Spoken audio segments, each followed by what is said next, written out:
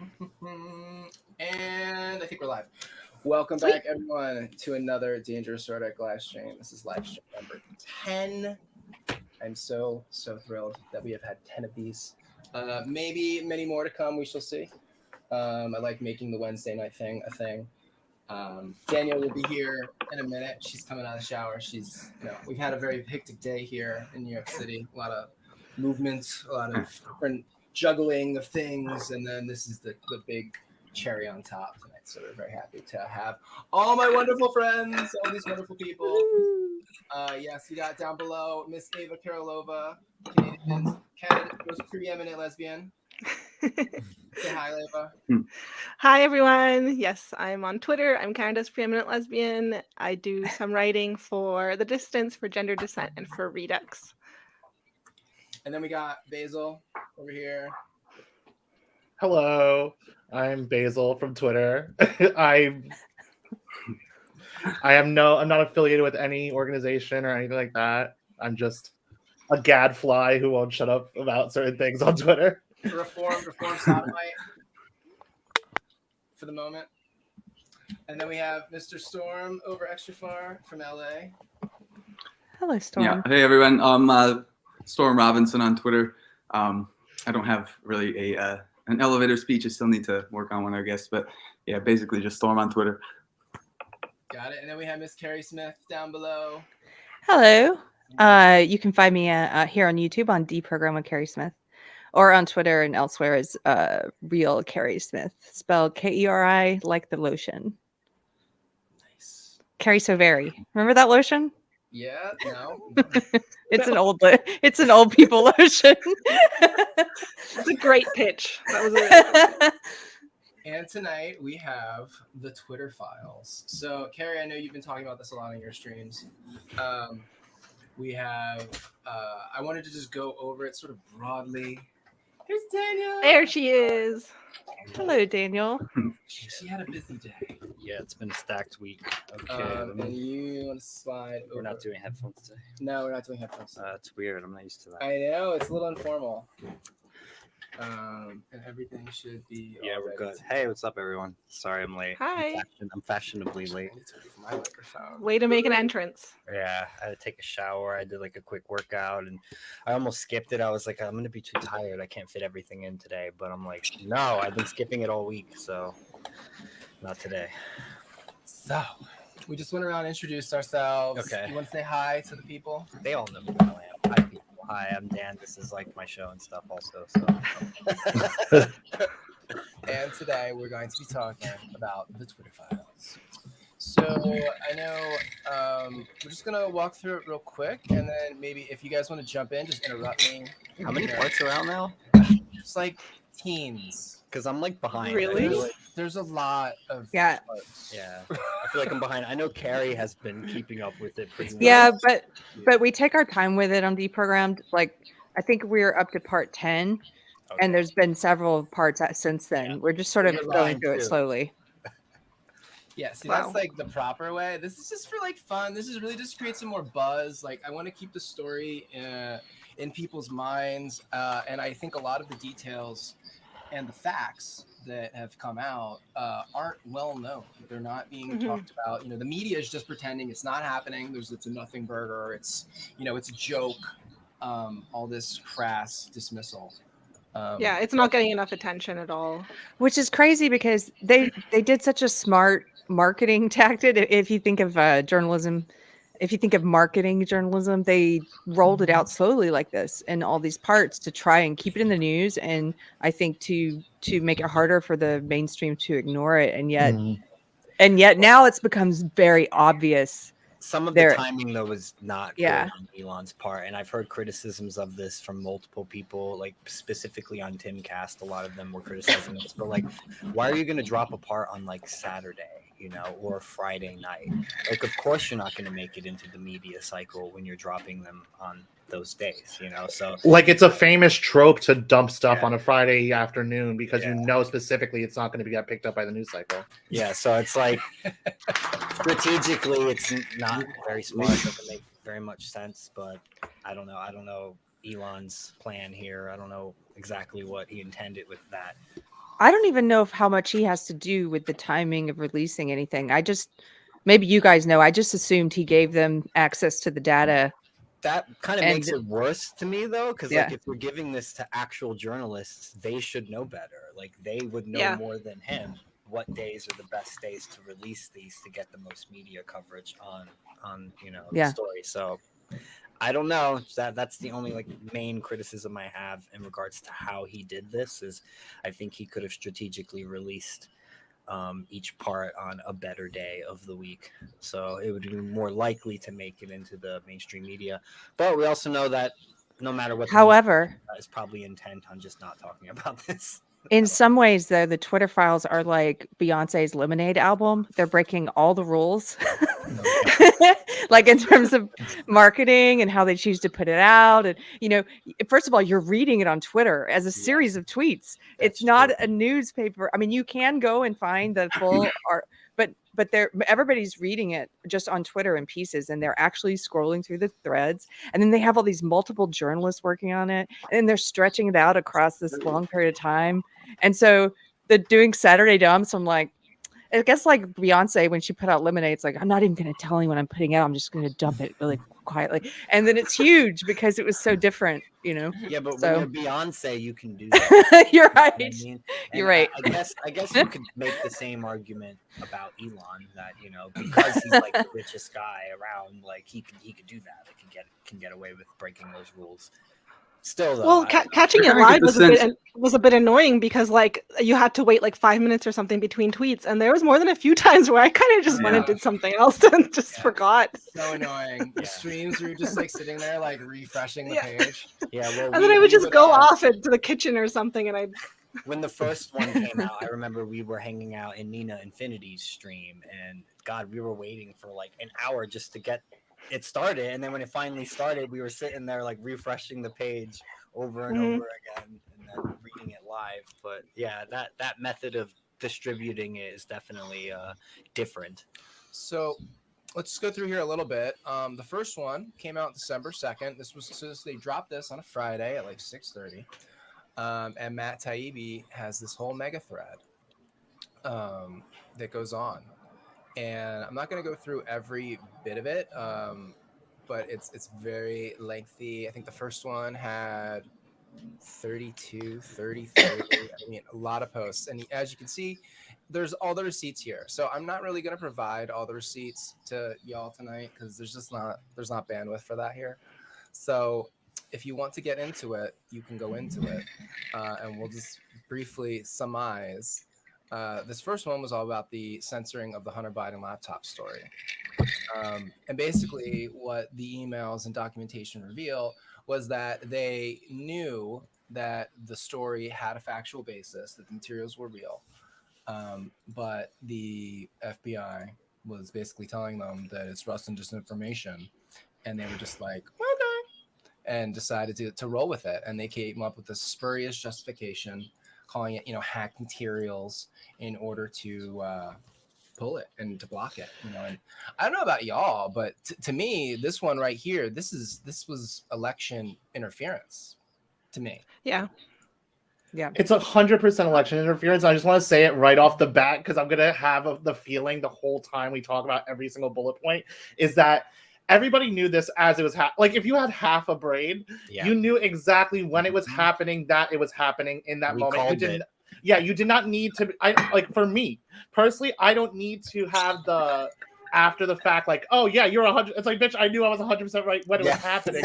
I don't need. That's the problem with like liberalism writ large is that it is constantly backwards looking until it's written in a newspaper or published in a study or something like that. It's not true, and it's like, bitch, you can know some things in the moment that are true. Like, I don't need a backwards looking peer reviewed study, but like that's gonna be my frustration throughout this whole thing. It's like, listen, people were telling you this at that moment, but because you needed it. The receipts, you know, it's like you were a conspiracy theorist until then. Basically, yeah. And granted, it is nice to have the receipts. It's nice to have that validation. We'll use their word. Now we can gloat. $44 billion worth of receipts. Thank you, Mr. Musk. Say what you want about Elon, but he bought them and he dropped them. He spilled the beans. Let's see. Oh, and then So this was really interesting. So people remember that there was some hiccup with the original disbursement of the documents. There was some delay. And then what it turned out was that there was still an FBI minion in Twitter controlling the faucet of how much of these files are getting released to these reporters. And that was Deputy Counsel Jim Baker, who used to be a deputy counsel at the FBI. So it's almost like there's this deep, permanent, embedded state that is in all of these institutions and industries that like are constantly, without like knowing their names or knowing their faces or them being front and center, they are, you know, constantly pushing forward the, you know, war agenda, the permanent government agenda. It's like, wow, I'm shocked. I'm hearing this for the first time. The Trump thing where it's like, wow, you're telling me now for the first time. It's pretty amazing, right? I mean, I just like to just really cap off the point. It's like, oh, and here's an FBI guy still there, still meddling in the process. Like, yes. You know what that makes me think of? Sorry. You know when people always criticize China as being like, oh, you know, in every private industry, there's a Chinese Communist Party member in the thing. It's like, yeah, look, can I show you this? It's the same picture. It's the same picture. But it doesn't click for people. I'm with you on this one, man. I was not surprised, and I think anyone who was surprised that these three-letter agencies were actually directly involved in moderating the content on Twitter was not paying even a modicum of attention to what. If you were surprised by this, if you were surprised by this, you're late for your third booster. That's what I want to, like, you know what I'm saying? Like, yeah. Well, if you were surprised, I was going to say, especially during COVID. Yeah. Like, if you were shocked by this, you, like, your Ukraine flag fell off your front porch, you need to pick it up, you know? The issue, though, is that a lot of people who would be surprised by this, who didn't know this or wouldn't imagine this, first of all, they're probably not reading the Twitter files because the mainstream media that they listen to is not covering it. If they hear about it, they're being told what to think about it, and they're just accepting that without looking at it. And they are the type who, though, if you can get through to them, if you know one of these people one-on-one, they are the type, though, who are always demanding receipts and stuff. Oh, thank you. Sorry, my husband made me a cup of coffee. Thank you very much. Where is my husband to bring me a cup of coffee? Oh, nice. Anyway, but they're not hearing it. What was I saying? If you know one of these people, they always want to know like receipts. So if you were to say before the Twitter files came out, if you were to say, come on, like, you know that there's censorship happening, you know the government's involved, they'd be like, source. And so now at least I feel like, okay, at least if you run into one of those people in real life and they're like source, you're like, it's all thank you for putting out this information. It's nice to have. Yes, it, though, because it came from Elon and true. These types hate him so They'll move much. the goalposts every time. 100% right. There's nothing you could tell these people. It doesn't matter. It doesn't matter. They pretend to not know very basic, obvious things. So it's like you're not operating in good faith. That's why I always like to be like, oh, let me ask you a quick litmus test question real quick, just before I can even see if I want to engage with you in good faith or just dismiss you out of hand. You know, where it's like, it goes back to what we were saying earlier. It's like, who's really the audience for this if you're dumping it on a Saturday? It's like anyone who knew it already. Okay, anyone who was cynically lying to your face and saying, "Oh, I need to see receipts," it's like they don't care regardless. And then it's like my normie friends like barely or not like do not care about this at all. You know, so it's like I wonder like what is the real value of it besides it's nice to have. It's nice to. Vindication, but vindication is hollow. Well, it's better than not having it. I mean, because I know there's all these issues. Very true. Yeah, and because if we lived in a just world, which we don't currently, but there would be investigations because, as you said, part one is election tampering, and as you get into the subsequent parts, you're going to see it's multiple three-letter agencies.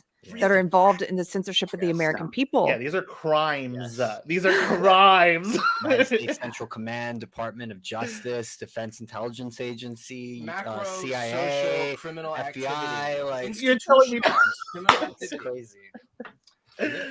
I'm shocked. one quick thing about part 1 before we move on. I can't remember, and it's so hard to find the link to part 1 now, but I'm pretty sure in that first one, in part 1, one of the things I thought was so just I'm blanking on the right word, but just dark about it was that they planted the idea before the Hunter Biden laptop came out. Didn't they go to Twitter and they were sort of like, hey, Russia might try and give some disinformation soon. Make sure that you don't let people share it. And then the story dropped like right after that. And they're like, here it is. Here's the disinformation. Right-wing anonymous schizo like quote unquote racist accounts, those frogs or whatever, they get a lot of bad rap, but it's like that type of shit just comes naturally to them where it's like, yeah, they're doing a false flag over here. They're doing it like, it's just like they flag it right away. It's like you're not even gonna get into the psyop of it. Yeah, like here's just a bunch of like tweets that the Biden team requested to be quote unquote handled, which is just a euphemism to have them nuked. Yeah. Handled.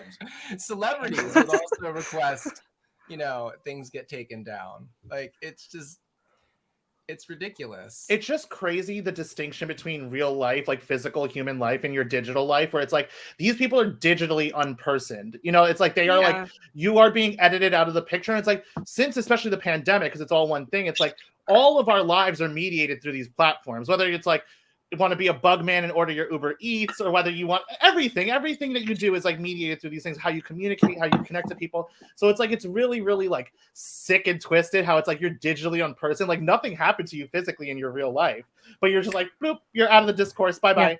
It's really like a and that's not nothing. No, it's not nothing. It's not nothing. No. Yeah. And they kept using it's Yeah. a private company argument every time this happened to us. Was not. Yes, but then when Elon bought it and decided to run it his way, all of a sudden these people had a say of what he was allowed or not allowed to do. They're such hypocrites. The hypocrisy was You gotta internalize that friend-enemy distinction and be like, and you have to expect it. You have to be like, yeah, when it's their friends, the different standards are different, and you have to adopt it for yourself. You have to be like, yeah, no, I have different standards for the people who are advancing my shared political goals with them, and I have a different set of standards for people who I know are acting in opposition to my shared political goals with these people. So it's like, yes, and it's also like, you gotta really have that in your bones and already, Yeah, no, I think it is a valid point. I remember you bringing this up on one of the other streams, and I think Matt Antar was kind of like, well, I don't know. I think we should have, like more altruistic kind of approach to it. And I understand that perspective because I do kind of lean toward it. But I think, Basil, your point is a valid one, because whether you take that approach or not, that's how they're always going to treat their friends differently than they treat you, and they're going to have double standards when it comes to that stuff. So if we're banned and censored, that's totally fine. They'll use it's a private company argument, but as soon as it starts happening to people like them, like the journalists who are, say, sharing the location of Elon's plane, all of a sudden it's like, oh my god, censorship. Right, that was so stupid. Politics, political discourse, all of it is just like papering over violence. You got to like, you're fighting a battle with these people. You have to realize it. Yeah. So here's where they actually gets into the meat of the laptop story. Twitter took the story because posting links that it might be quote unquote unsafe. They blocked its transmission via direct message.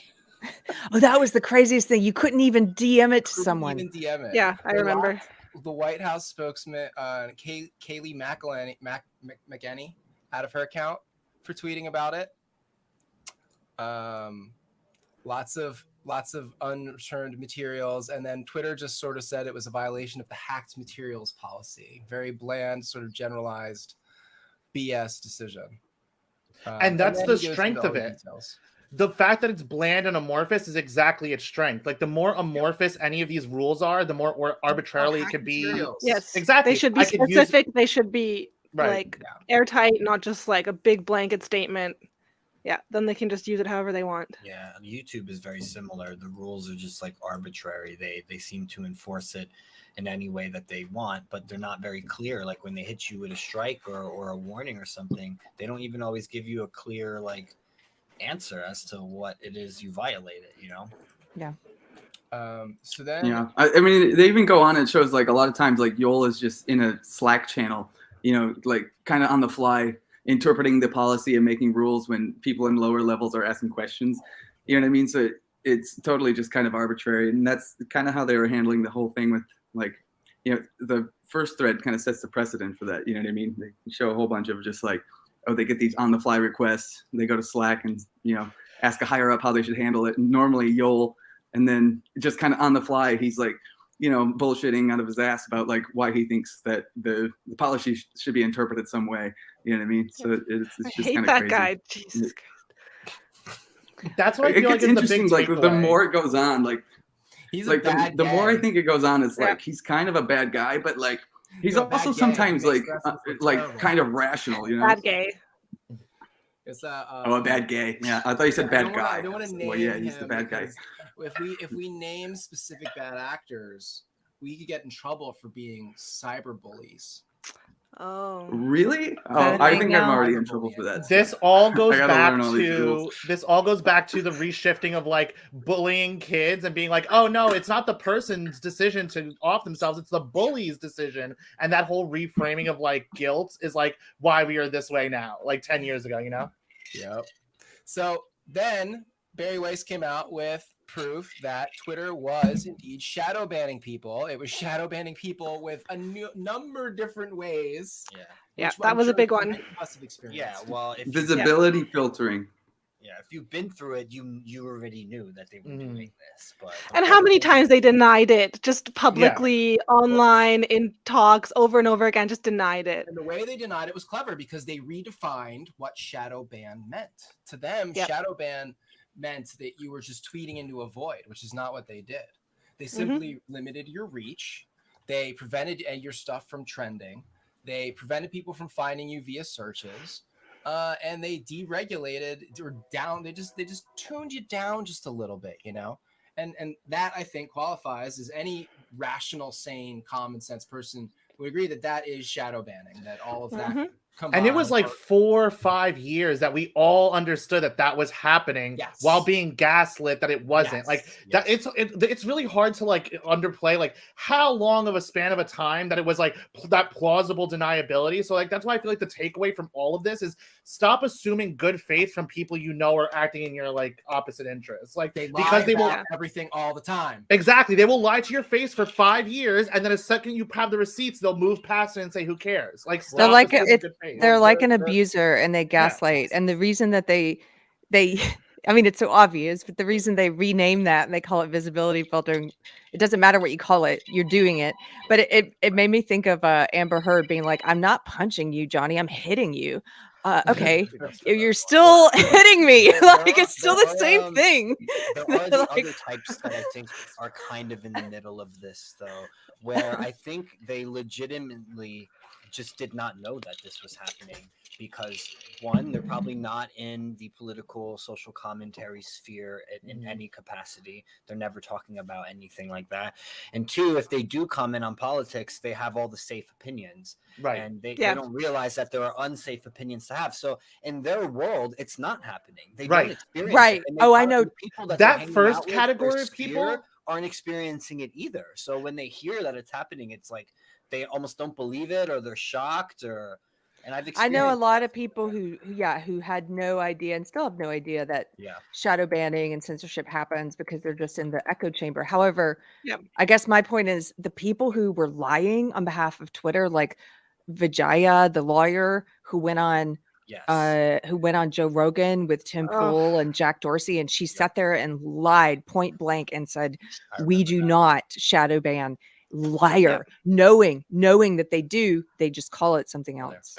Well, that's the problem with all these neologisms, whatever, these new words, where it's like, oh, shadow ban has an amorphous type of, definition where it's like, as long as you cut to I feel like it's always best to cut to the simplistic, because at any time you give these people, you give your enemies the rhetorical wiggle room to be like, oh, it's this what does ghosting mean? What does shadow ban mean? What is all of these new internet terms? It's really get to the brass tacks of what it actually means. But sorry, go for it. Well, there were different ways that it was happening too. Like Brent said, they don't have to just have you screaming into a void. They could just limit your reach, but they would do things like search suggestion banned, and that's still happening under Elon's. That's still happening as well. Yeah, and I think for a while last month, the Dangerous Rhetoric account on Twitter got search suggestion banned for a bit, and it got lifted somehow. We didn't even appeal it. Maybe they made a mistake or something. But like that's when you type someone's name into Twitter to search for them, to find them, and They don't show up. It doesn't show up. You have to actually unless you press type their search. exact handle exactly as It will is. autocomplete for you. Yeah. Then you can. Yeah, that's still happening to Megan Murphy, even though they brought her back. I still can't type in her name without doing the full handle. Billboard Chris as well, and like Billboard Chris, his account is also he's also a porn star. Yeah, so his extra his account censor. it's treated with the same features as if he were showing pornographic Same material. thing with Mark Changizi. Like, they hide his if you don't have your sensitive content option deselected in your settings or whatever, and you go on his page, his tweets are hidden behind a click wall. You can't see them. And then that's one of the worst types of shadow banning. Yeah, Mark Changizi went through that too, like Brent said. And then Instagram does this thing where they'll block your account from being tagged.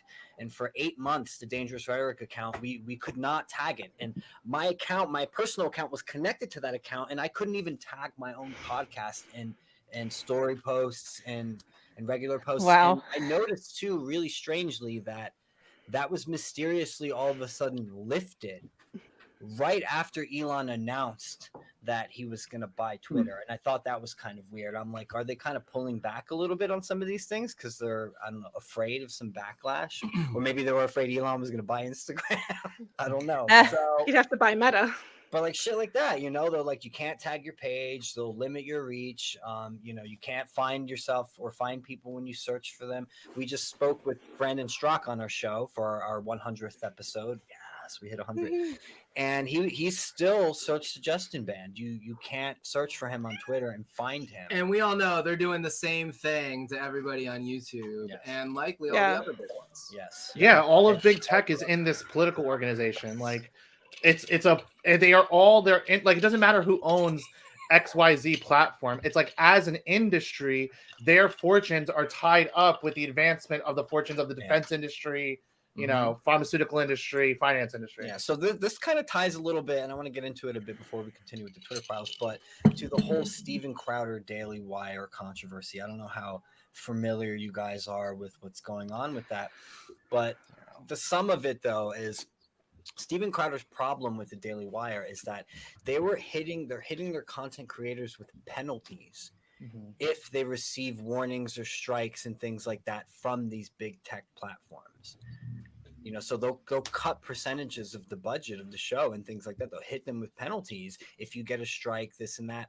And he finds it hypocritical that it's like, here's the side that claims to be fighting big tech, but in your contract, if you work for them, like, you have to actually abide by these rules. You can't say anything controversial that gets your channel in trouble. Otherwise, they hit you with a penalty. And I think he has a point there. I do kind of agree with him on that. I think that's not the way we're going to win the culture war. And it is sort of hypocritical. It's like, in one breath, you're saying, oh, we're fighting big tech. And then the other, you're saying to your creators in their contract, like, follow the rules of big tech. Don't say anything out of the box. Don't do anything that gets a strike on your account, or we're going to hit you with this 25% penalty for this and for that, and et cetera. Steven Crowder did nothing wrong. Yeah. That's my opinion. Steven, these media personalities are not your friends. Right. They're like, oh, I think it's very weird to, like, these are your friends and you're talking shit about them, blah, blah, blah, blah, blah, doing this. Get the fuck out of here with that bullshit. You guys are media actors and we're doing politics on the timeline, sweetie. But first of all. Second of all, you're 100% right.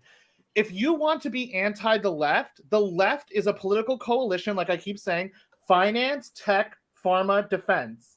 If one of those major industries gets to set the rules for what you are allowed and not allowed to say, and it will affect your material, your money in your wallet, then you cannot effectively, because why do you get shadow banned? Why do you get search suggestion banned? It's not necessarily because you're saying anything about Amazon online services, whatever, AMS or whatever their fucking cloud platform is. It's because you're saying one of the other things. You're either mentioning about mass immigration, you're mentioning about the trans question, you're mentioning about the Ukraine question, defense, pharma, these things are the other coalition partners that tech is censoring on behalf of.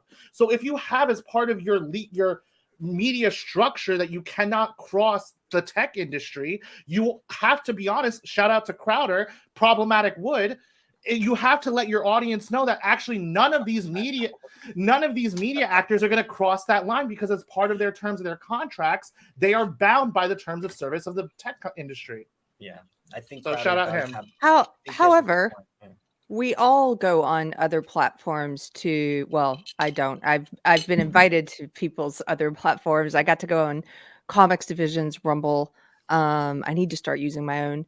But once I got there, the freedom of being able to say anything, I didn't even realize how much I was self-censoring sometimes until I got there. And so we all do that. And Daily Wire's point was we do that as well. And that's why we have things that are just for our audience on the Daily Wire platform. And, you know, I don't really care about the Crowder and Daily Wire stuff. I think that at the end of the day, you've got, if people think there's like a good guy and a bad guy in this situation, I think you're mistaken. There's not every situation is a good guy or a bad guy. It's just people with a contract dispute, and also potentially a dispute over how to structure contracts, and whether or not to pass on a loss in revenue to the talent.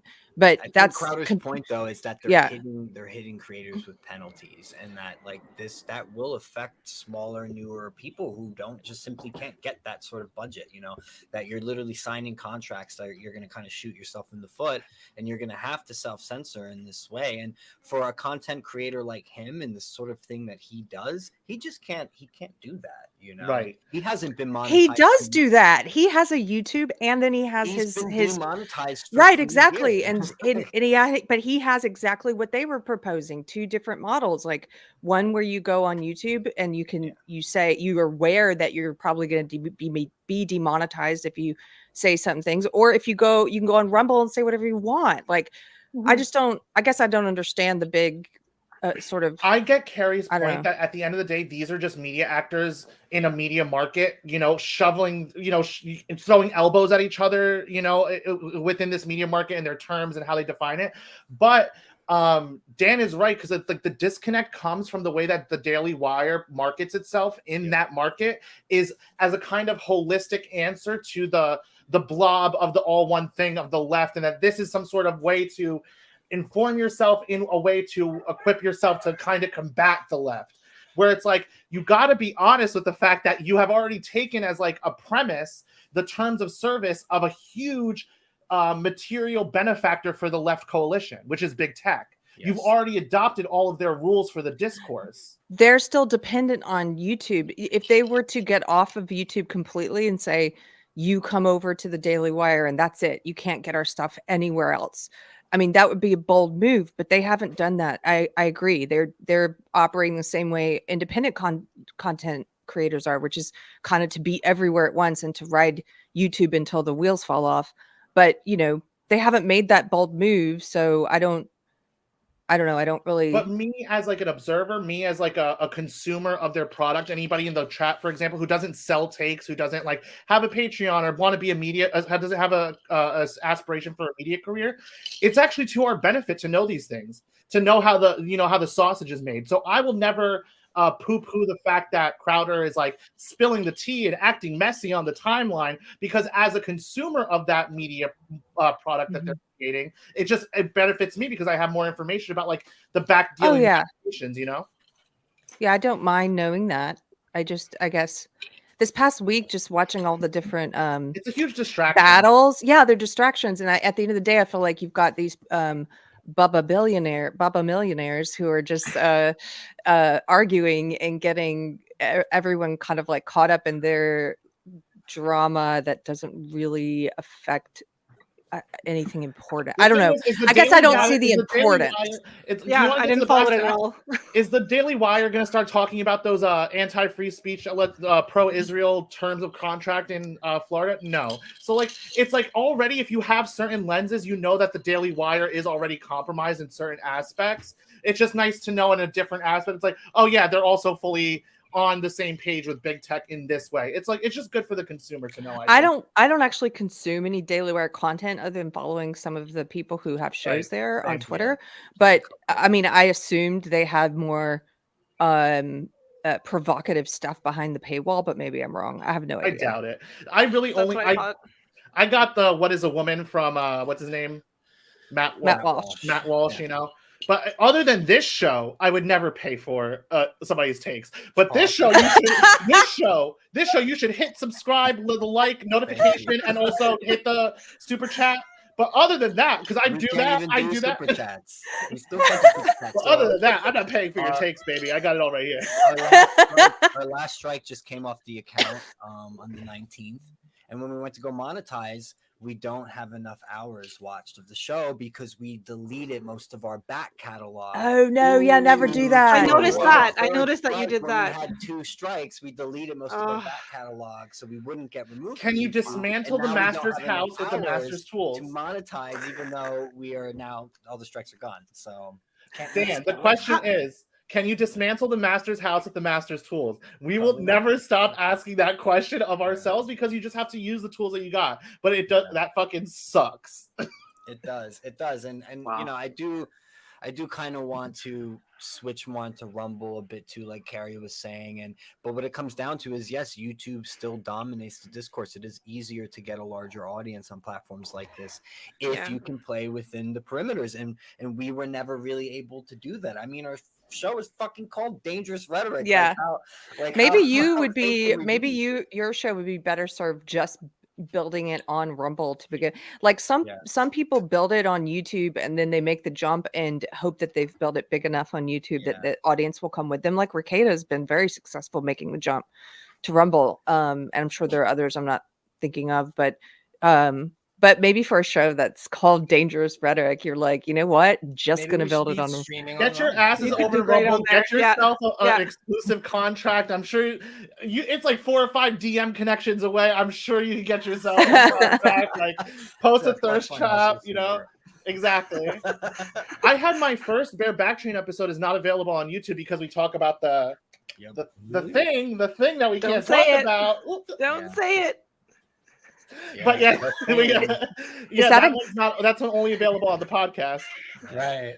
Did you guys see the new Project Veritas drop? Go check that out. No. Should we take a break from Twitter Okay, and just give you guys a heads up. I've got my live show in 15 minutes, so I have to take off in like maybe 5, 7. You gotta go when you gotta go, girl. Okay, cool. 7.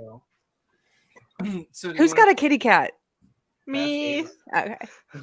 I hear your little cat. She's crawling all over me. That's horrible. So then, do you want to do the Project Veritas? We don't have to, but definitely everyone should go watch that. What's the theme? What's the theme? Because we might. It's gonna sidetrack everything. The theme is pharma mutating viruses for new vaccines. Is everyone here of pure blood? Let's take a poll. Is everyone here of pure blood? It's another undercover leak. So this isn't someone coming forward. This is someone that they caught in hidden camera. Oh, I love those. States talking about this. All right. Pfizer employee. Well, so, let's stay on topic. Let's keep talking about the Twitter files. So then they will jump to the removal of Donald Trump. So then they had like 3 things, 3 different threads covering the decision to get rid of Trump. Rightfully so. Rightfully so. Because you know why? How long? That was a coup. That was a literal coup. That was a coup done by the military and Nancy Pelosi, and we haven't had a singular executive since since that time, because Joe Biden is not the single solitary executive at the moment. Like, I'm not telling you anything you don't know. Yeah, you know what I'm saying? Like, from that moment, from January 6th, we have not had a single solitary executive. It was absolutely a coup. Yeah, so for the first one, Trust and Safety Chief Yoel Roth not only met regularly with FBI and the Department of Homeland Security, but also with the Office of the Director of National Intelligence, the ODNI. I don't even know. I don't think I've heard that one before. And Twitter was aggressively applying their visibility filtering, their shadow banning Trump well before the election. So the president of the United States of America. Interference. The president of the United States of America. Can you shadow banning? You cannot understate that. Like, you know what I'm saying? Like, yep. They didn't do that to any other head of state, even like from like Iran or Saudi Arabia, who said terrible things about women, or like they didn't do that to them. They would remove the tweets, but they wouldn't actually shadow ban them or filter them or anything. Sometimes they even left those tweets up. Those That's like true. That's like true. terroristic calls for genocide and things like that. They just kind of like, Yeah. well, that's cool. Yeah. But When I saw that, I was like, even if you hate Trump, he never said anything close to that. Anything close to the kinds of things they've left up from other heads of state. The other thing is in the Twitter files about removing Donald Trump, much like in part 1 where they talked about censoring the Hunter Biden laptop story, they themselves, the Twitter employees themselves, on record were arguing with themselves, and they started off by saying, well, he hasn't actually violated any rules here, and they even went so far as to say, well, he's not actually calling for violence or anything, he's not actually violating the TOS, not even like in coded language. They went so far, one of the employees, is to say that it might have been Vijaya who said that. Like, they were like, no, we can't really get him here. But over the course of a day or two, they had completely been like, okay, he is violating. Or too hubristic to say, hey, let's talk on a call. Because any person with half a brain knows when you start talking about shit like that, it's like, hey, call me when you get a chance. You know, it's like, but they are so either. I don't think they're dumb. I don't buy this thing where like we're run by stupid people. We're run by like very hubristic people, evil, but also like they convinced that they are untouchable. Right. Yes. You know, that bubble bursts very quickly, but just saying they think they're completely untouchable. So it's like they're like, yes, I don't know if he actually violated the terms of service. It's like it's interesting to see how the lemmings like work amongst themselves, because they're like small fry, but it's like interesting to see how their small brains rub together. Yes. Yeah, I have a corollary to Hanlon's razor. Hanlon's razor is that thing where, you know, people like to say, never attribute malice when incompetence can explain the situation. And I flip that shit right over. And I'm like, you know, if you haven't eliminated psychopathic or cluster B malice from the equation, if you haven't actively eliminated that, you must consider it first. These people literally get off when malice could be. They unironically, unambiguously get off on being able to be above the people that they control and dominate and censor and whatever. It's like a sick psych. I'm a Freudian Marxist in that respect. I'm always like, where's like the yeah, my view has totally flipped on that as well. I always just assume malice now. Yeah, with this kind of stuff. Yep. Sam Britton shows us that they think that they could just walk up to any luggage that they like and just walk away. Yeah, and that, nothing's. These people need to be humbled. You are crazy for that. Reality you are crazy for that. I'd like jokingly but half seriously say that I just want to start challenging them to fights, man. I just like come on, 10 rounds in a ring, we'll put gloves on, it'll be totally legal. All right, let's me in an airport. I'm sometimes afraid to grab my own luggage because I'm afraid it's someone else's luggage. Exactly. I'll take that. I'll check like 10 times. They're gonna assume you're a terrorist too. Literally, they'll be like, "What's this Afghan visa in your passport, sir? Sir, get on the plane. Put this bag over your head, sir. Get on the plane." Afghan business. All right, so we're moving forward. No. Michael Schellenberger showed that they basically changed their own rules inside to make kicking Trump off doable, and that was the day after January 6th.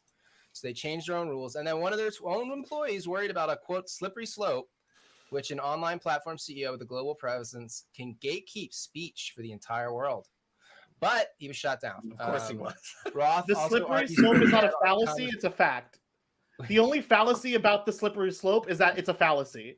That's like, you know what I'm saying? Like, they also tried to get Matt Gaetz, but they couldn't really make it fit. Yeah, that's the point. Is they try to find just little ways to we don't like this person. Let's ban them. Let's try to interpret what they're doing as against the rules, so we can ban them, even if what they're doing isn't. And then basically the next one was about trying to figure out ways to blame Trump for incitement. And then again, it's like they said, many people in the company disagreed, that saying that Trump hadn't done anything. Yeah. I'm old enough to remember that on January 6th, he posted that video where he's like peacefully and like go away and like don't like. Yeah. Brett and I were physically there and heard with our ears the president say during his speech, "We are going to march to the Capitol. Physically where? Make our voices heard peacefully." That was the word he used. I heard it with my ears. And they try to gaslight us. Sir, you must deny your lying ears and eyes. The truth is what they tell you it is. Charlotte Clymar is a woman. Oh. Don't get me started. It's all connected. You can tell by the purse. Yeah. That's what I'm saying. It's like they construct reality for you, and you are meant to parrot it back to them. I think this comment is a good point. Not a fan of Trump, but the shadow ban the POTUS. What WTF? Yes, and I think that's what this comes down to: is you don't have to like Donald Trump to see the dangerous precedent of what this sets to have allowed this to happen.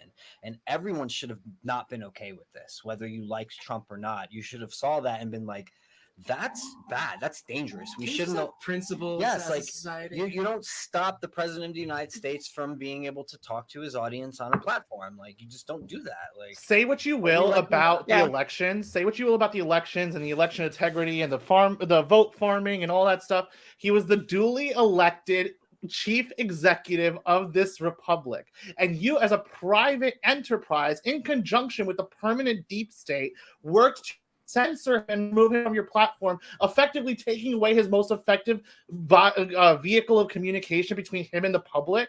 And it's like, how does that not click to you as a problem? Right. Because you benefit from the political coalition that benefits from it, because you work for an NGO or you do this or that or the other thing. No principles. That was at the time. I remember asking some of my friends who were still on the left. It was sort of like, don't you understand what this means? It doesn't, like, if they can remove the president of the United States from the public square, right? I mean, none of us stand to any chance. I mean, it's all rigged. Like, there's everything's stacked against us. Don't you get that?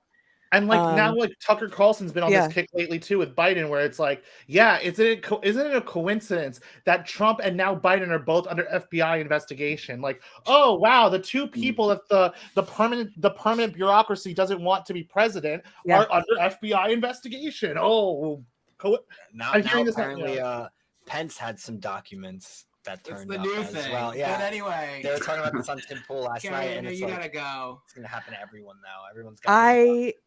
Oh yeah, I have to run. We'll Thank let you guys you go. So much for having me. It was very nice to meet you. Sorry, I have to jump off. We're gonna go talk about bad movies. No, it's okay. Thank you for coming. I saw a movie, a meme right before I joined. I think it was something like Jimmy Carter has just revealed. Was it Jimmy Carter that he has secret documents deep in his heart? Yeah. Did you see that?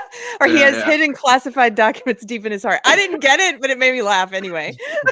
Anyway, I don't get it. See you guys later. Bye. Bye. Thanks for joining. See ya. She's lovely. Yeah, I love her. So we go back here. Part 6. Twitter, the FBI subsidiary. This one I thought was really something. Let's get into like the nitty gritty of how the FBI was actually puppeting Twitter through these little requests and regularly, like on a weekly basis, like multiple times a week, just popping all these requests in. And then it gets into like how much money the FBI was paying for this service. It's like to the tune of millions of dollars. So like, the FBI was getting taxpayer money to give to Twitter to pay them for the service of eliminating tweets the FBI wanted censored. Wow. Holy shit. I think I missed that one. That's crazy. Yeah, this one was totally wacky. 6, right? Yeah, this was part 6. They build them like an agency builds a company. Like they literally build them for hours for doing like FBI work to like, and it totaled like $3.6 million or some shit. It was, yeah, it's really bizarre.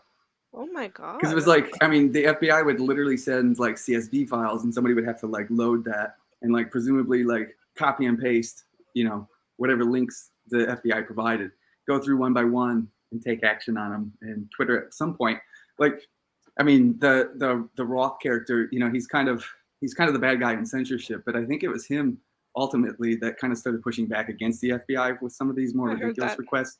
Like just because it was an operational hit on them, you know what I mean? So like from a financial standpoint in the business, it made no sense to kind of do this, especially when, you know, later on we'll find out that they're telling them there's like all these Russian bots doing all of this, like, you know, damaging stuff online, all this dangerous like propaganda shit.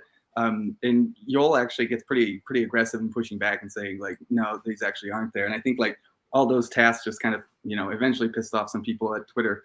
And so they decided they were going to bill the FBI for it. But ultimately, you're right. That bills the taxpayer. You know what I mean? Because it's a federal agency. So, but it's just like, I mean, like a big corporation having like an ad agency to do like online marketing is basically how the FBI was treating Twitter, and it's insane. $3 million they billed them or something like that. Yeah. There's also this joke that Elvis Chan was dating Yoel Roth.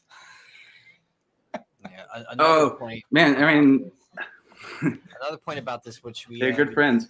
We discussed on our episode with Kyle Seraphin, who's an FBI whistleblower who came forward to Project Veritas and blew the whistle on quite a few things, is how this abuse of power could have been used in a sort of good way to get rid of child sexual abuse material on Twitter. They could have used these resources to actually find these predators on there, get rid of this stuff, catch some of them, and they didn't. And what's worse is like it probably just never even crossed their mind, is how Kyle put it. Yeah. It's like it's and I don't even know if that is worse, that if they're deliberately hiding that stuff, or if it's just something that's like not even a priority for them, doesn't even cross their mind that they could have used their resources in that way, because they have this tunnel vision of Orange Man bad. We're coming for all of these people, and our goal and our focus is ban, censor, control information. Doesn't even cross their mind that like, oh, we could have went through the back door for Twitter to catch bad people. This tweet says Yeah, they got 80 I think they don't agents care. corresponding with Twitter to identify, quote, foreign influence and election tampering of all kinds. Yeah, when you're doing that. 80 agents. 80. Holy. Average Yeah, I mean, salary. that would be, Average like, salary. several What? officers. 140,000. 100. Average salary 130,000. Probably between, I would say, 80 and 120, I would imagine, Yeah. starting for an FBI agent. Yeah. Your Yeah. tax dollars at work, folks. Mm-hmm. Lovely. Also, DHS was involved, which was partnering with security contractors and think tanks. Why are the 250,000 illegal immigrants crossing the southern border on Twitter or something, sweetie? You got bigger issues. You got bigger issues over here. God, The homeland is not secure. The homeland is not secure. We have migrants staying at the hotel next door, and I just found out 2 of them were arrested for stealing $12,500 worth of merchandise from a Macy's in Long Island. Really? Wow. Bring back chopping off the hand. Bring it back, please. Bring back a chop off the hand. It's make better for everybody. The Afghani comes out.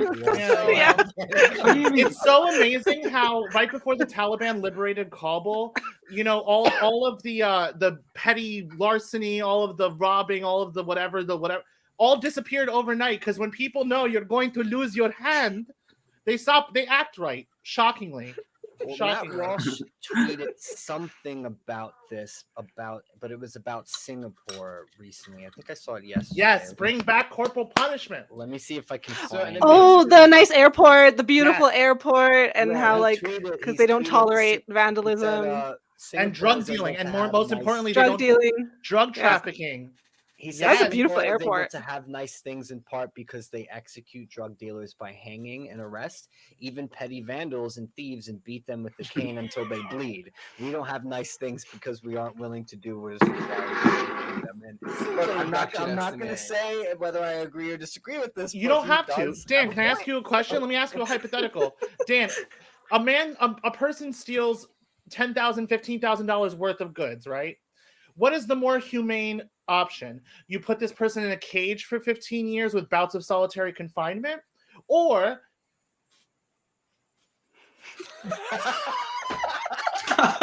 and everyone goes Option along with it. 2. Everyone goes on with their day. Everyone moves on. Everyone knows this man is a thief, etc., etc. Or lashings. People forget about the lashings. Just get a little 100 whips on the back. It's not a big deal. It's better for society. Caning. I'd be a Canings, little- yes. Cheaper too. I'd be less okay. She with knows. She the hand knows. thing. The hand This thing's a sounds little good. brutal. Maybe lashings. I got a finger. Or maybe a finger. I Canings, don't I'm know. for the It's hard canings. for me to $15,000 worth of goods. You stole 15,000. 15,000. No, 12,500 from Macy's. you stole 15,000. Get the fuck out of here. And then How do you even get a $12,000 bill at Macy's? Like, Yeah, that's like what? Like how do you carry 12,000 worth of shit from Macy's away. Like I can just imagine the pile that had. Four dudes, two of them were staying. They carry less with one hand. Oh, 4 dudes. Okay. Like, what's the most expensive thing they're selling at Macy's? Like Lacoste? Probably like leather jackets. Yeah, like a hoodie somewhere. Yeah. No, Macy's is a Macy's. I fucks with Macy's. Honestly, that's like I fucks with Macy's. They have good shit. I've been wondering. So do I. That's why I think you probably couldn't get $12,000 worth of stuff. When there's a will, there's a way. I love when you do the Afghan accent. All right, so basically, part is great. Let me bring us back into back to Twitter files. Back to Twitter files. So part 6 basically showed that the FBI was pervasive and constantly coordinating with Twitter. This is fascism. They were targeting jokesters. They were targeting comics. They were targeting like regular people who were just like making comments and jokes online. This was not some, they like to say they're going after bad actors and misinformations and spam. No, they weren't. And that was part of the problem. And that's why when Elon came in, they nuked a bunch of child traffickers. And then part 7 goes back to the Hunter Biden laptop story. I love the Hunter Biden laptop story. I love it. I wish we would talk about it all the time. Him being a crackhead, him getting his ass strapped on at the strip club, him leaving that crack pipe in the car. I love it. I love him being an artist to like launder money, allegedly. Like I love all of that. I'm so over it.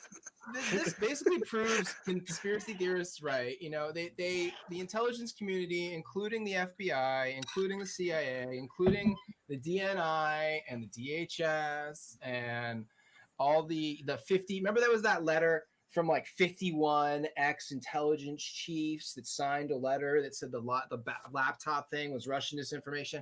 They were lying to everybody the entire time, and they were using those lies that they were pushing through the media to rationalize censorship online. And did you know that the Germans didn't even sink the Lusitania? What? Sorry, that's like a stupid like history thing where it's like, like the Gulf of Tonkin was also an inside job. Right, it's like steel, whatever, jet fuel doesn't melt steel beams, et cetera. It's the same pattern again and again and again. It's just now it's taken on this hyper digital form, and it's a lot harder to hide when somebody goes in and buys all the documentation and publishes it for everybody to see. Well, this is why I always say, like, the anti-left masses are 100% currently with MAGA and Trump, and that means that they are housed within the Republican Party. But, like, by the end of the decade, eventually it will get to the point that the anti-left masses, like, how many times are we going to go through this song and dance? Eventually they'll realize that the GOP is also a dead end, because when you have like, right after the midterms, you have like Lindsey Graham being like, oh yeah, no, actually, fuck you, we need more money for Ukraine. It's like, it gets to the point where because we live in this digital age and this post-Twitter age, this Elon Musk Twitter thing, it's like, I feel like we're very quickly approaching in like a type of accelerationist type of way that people are going to be like, oh, the Republican Party is in itself a dead end. There will have to be some sort of new avenue, or this will have to be like, they'll go the way of the wit. Something will happen in the two-party system. And I feel like this is just accelerating that. And I'm like, all for it. Good for it. That's why you should be reticent about people who are cling so deeply in their anti-leftism to the Republican Party. It's like, yeah, the Republican Party is a useful tool in the short and medium term, but it's like, don't accept a Republican partisan, because they will send, like, a Dan Crenshaw will send your kids to war the second they get the chance. Like, you know what I'm saying? Like, exactly. I think that's a good point. Yeah. It's another faker, that Mr. Crenshaw. A lot of people were very excited for him, and then he turned out to be another World Economic Forum tool. The worst thing that the Taliban ever did was not take the other eye. Oh my god. What is Stephen? Not Stephen Crowder. That's not even a joke. What does Alex Stein call him? I don't remember. I Patch McCain. I think so. Yeah. I Patch McCain, exactly. Yeah. GOP leftists. GOP leftists. I like to call them. Oh, Alex. So then maybe we'll go through here a little bit. This is part 7 from Michael Schellenberger, how the FBI intelligence community discredited factual information about Hunter Biden's foreign business dealings both before and after the New York Post dumped the contents of his laptop in an October surprise in 2020 before the election. For sharing some of that factual information, we were literally getting booted off these platforms, censored, all the stuff we talked about earlier. How come I didn't know about Hunter Biden getting pegged by strippers until the 2020 election when that happened during the Obama administration? I should have known that. No, it's a serious. It's Nobody needs to know that. But no, listen. This vice president's son is smoking crack and getting pegged by strippers. No, I need to know that. Okay, I wish I didn't. Right, but it is news. It's newsworthy. It is newsworthy. If that comes out and it's not covered, there's clearly a double standard. It should be covered. It should be covered. If Melania's Trump's jacket, Donald Trump Jr., that it would have been on every single headline, every single major media outlet, talked about for weeks and weeks and weeks, probably months. Melania Trump's jacket, the "why do you care, really do I," or whatever the fuck it was, that look that she was serving, that was newsworthy to them, but not the vice president's son is getting pegged by strippers high on crack. Crack is like that is not newsworthy. Yeah, and also when she redecorated the White House, they would, for Christmas, her Christmas decor became the subject of conversation and critique. But if Hunter Biden did some shady business dealings in Ukraine and China that made the Biden family tens or possibly hundreds of millions of dollars, why, that's not newsworthy. We don't need to talk about that. That's a nothing burger. That's disinformation. Burger. How dare you, sir? Never mind the Ukraine stuff too. Oh yeah. And now that the fact that we're sort of in this situation where we keep giving Ukraine millions and millions and billions and all these motherfuckers don't even know that we installed this government in 2015. Like, we installed this government, or like. Where they want to give them these motherfuckers tanks. I'm like, you want to give these motherfuckers tanks? I don't want to hear out of anyone's mouth about the fucking weapons that we left behind in Afghanistan. Right. You want to give Ukraine tanks to shut the fuck up, okay? Like, they're giving them 47. They just 47 of them. They just decided today, even though Germany's not sending any. And they're called Abrams tanks. I saw someone tweet. It's like that we're sending Abrams tanks, and it's like 4 pictures of Stacey Abrams. That's funny. Oof. Nice. Yeah, send her, please. So, basically, I'm not gonna rehash the Hunter Biden laptop story. This is the one where we learn about the portal, right? Where the FBI, like, they literally built a portal for like the FBI and all the other 3-letter agencies to go in, and where they can actually just send them documents via the portal. Yeah. This whole thread kind of confused me because it's like background on the Hunter Biden story, but I'm not sure. Like, it just seems really out of order that we jump back to it here in this one. Yeah, I remember reading it not so closely. He gotten to the point where he's talking about the tens of millions of dollars earned in contract in China. It's like more Biden background. It's like an overview. And then here's the point where they talk about the FBI and other law enforcement agencies repeatedly priming Yoel Roth to dismiss Hunter Biden laptop story as a Russian hack and leak operation. And this is from sworn declaration. If the Russians are telling me about the improprieties of my leaders, I love the Russians. Great on the Russians. Love them. Thank you. Keep telling me. Is it false? Is it wrong? Oh, okay. No, it's 100% true. Thank you, Putin. Best of luck in Crimea or wherever you're trying to take next. Take it all. I don't care. Good for you. Yep. And then they did the same thing to Facebook. And this is Mark Zuckerberg talking about it to Joe Rogan. Yeah, I remember this. So we know the FBI and DHS and others in the intelligence community were going around discrediting factual information about their chosen puppet candidate, Joe Biden. Because it really made him look bad. They're out there.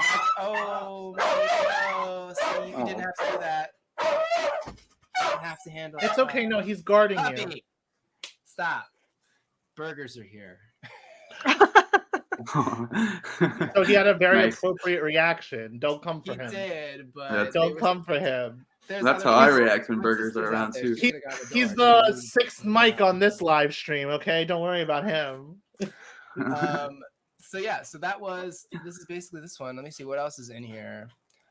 Twitter executives repeatedly reported very little Russian activity. So after all of the alleged, I remember like we were told for years that the Russians were manipulating us through social media by purchasing.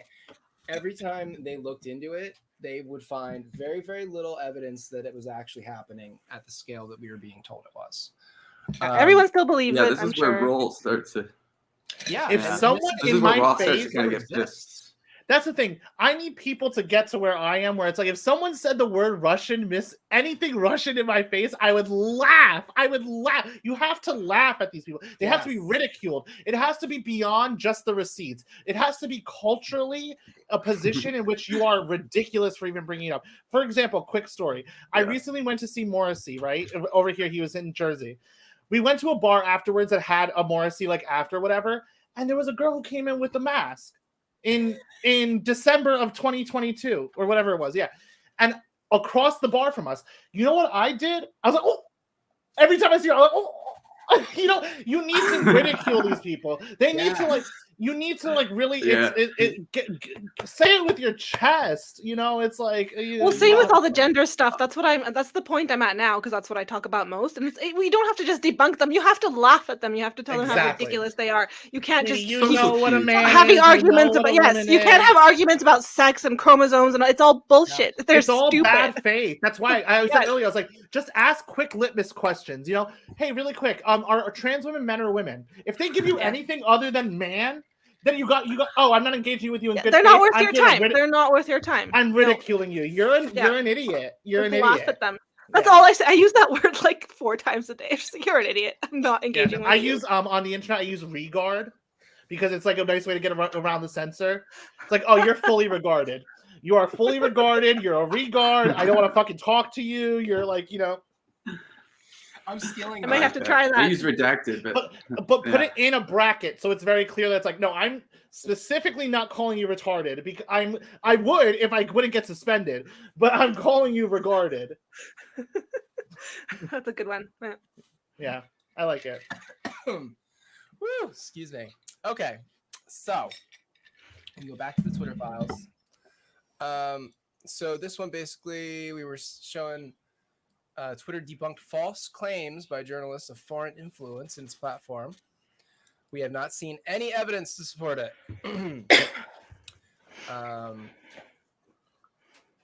So there was no wide, all these Russian bad actors, all those Russian bots, every time, I can't tell you how many times I got accused of being a Russian bot because I would talk about, the Syria conflict or point out some smack about the Bidens. I get it from my name. Oh, yeah. You're a Russian bot. Oh, Ova. Russian. Yeah, you got the Ova. Yeah. Yeah, so I'm just a Russian bot. Yeah. Sus. Is she really in Canada or is she in Moscow right now? Yeah. I don't know. There's snow either way. All my friends are Russian bots. I hope she's a Russian bot. Like, all the cool people are Russian bots. Like, I am. So, and then this was the weird thing about this one is that FBI kept asking Twitter for evidence that there was some foreign influence, and Twitter kept saying that they weren't finding anything. We're trying our best. Please, we're trying to find an example. I'm sorry. We'll get back to you when we find one. And FBI's like, we really need you to find some evidence that the Russians are, doing it. And Twitter's like, but it doesn't exist. It's not there. Whoever Arts 2000 is loves Basil in the chat. Hi, Arts. I'm not paying attention. I'm paying attention. Hi, Arts. Basil. Everybody loves Basil.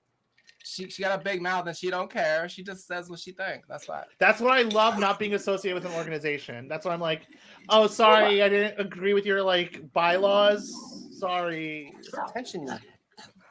You're free. I'm actually a human being who's entitled to have my own opinions. Like, sorry. I'm not going to be told how to speak. What is going on? It's a demon. He's like, motherfucker, I know you got burgers, bitch.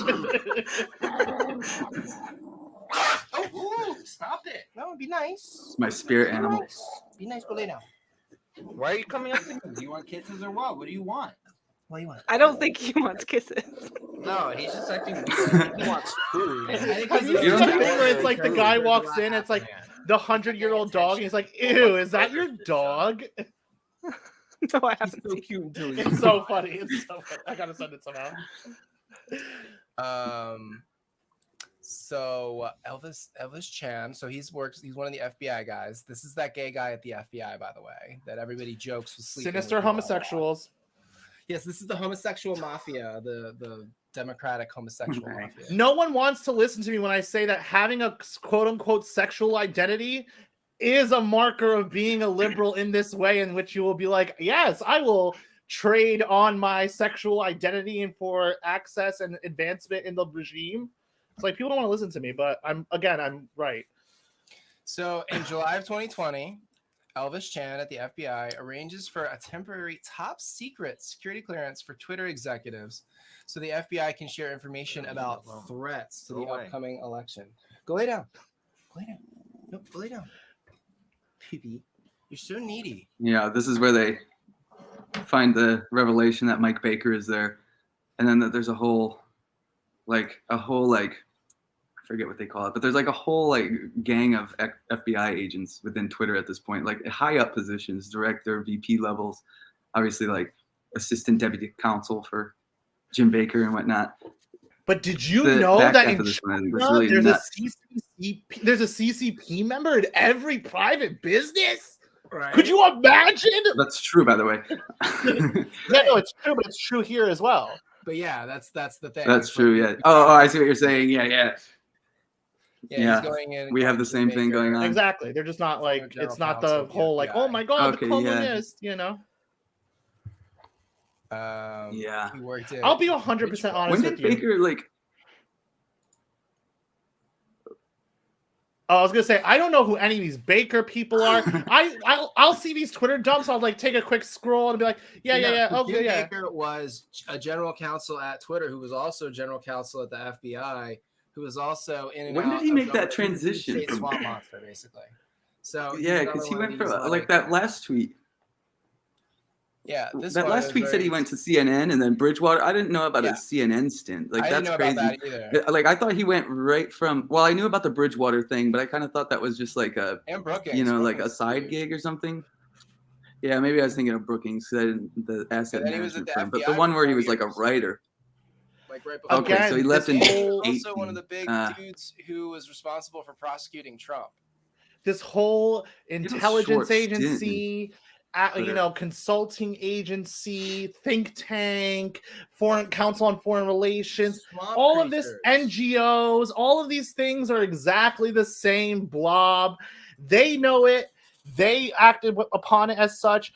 We need people to fucking stop playing softball. Because the thing is, people think like the discourse is separated from like violence. And not in the way that's like, oh, words are violence, not that faggot bullshit. In the real way in which this is just a proxy for war. This is a proxy for who will have power. So you have to stop engaging with the guy on the other side of the dividing line as if you're going to like have a misunderstanding. I'm sure the guy, it's like, think of like a Roman legion. I'm sure a guy on this side and a guy on that side agree on shit, but it's like you're on opposite sides. Stop fucking being friends.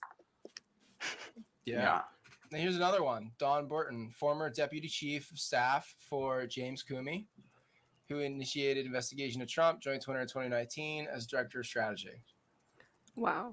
As of 2020, there were so many former FBI employees, boo alert, Yeah. working at Twitter that they had Yeah, created yeah. their own private Slack channel and a crib sheet to onboard new FBI arrivals. Wow. That's funny. They had their own little club. I can't believe. There was the little FBI club within Twitter. What is there to say, really? What is there to even say? Like, really, like this is fascism, folks. This is what it looks like. start listening to And Twitter is schizos like in the moment. relatively. Yeah. Twitter's like relatively small, so imagine how many are at Facebook. There's 10 times as many there. So Oh, yeah, there's this probably is worse on a the boo bigger, alumni at yeah. each one of these social networks. Yeah. YouTube. I don't ever do any YouTube shit, but I'm sure they're all over there. You know what I mean? It's just They're watching this shit. this right is just now. like it scales across social media companies. The probably takeaway are. here We have our is agent start listening to right-wing anonymous schizos in the moment because they're right. Like, you know what I'm saying? Right. Like, you just gotta listen Yeah. to them. Somebody in the comments said that the foil hat people are batting 1,000, and they're absolutely right. That's what I've noticed since that's COVID. true. Anyway, it's like Yes. yeah. I've been like stockpiling foil hat ever since. A lot or of people owe a foil lot of hat people a ever lot since of the shit broke. apologies. Yeah. Probably won't get them, but they're owed. Yeah. No.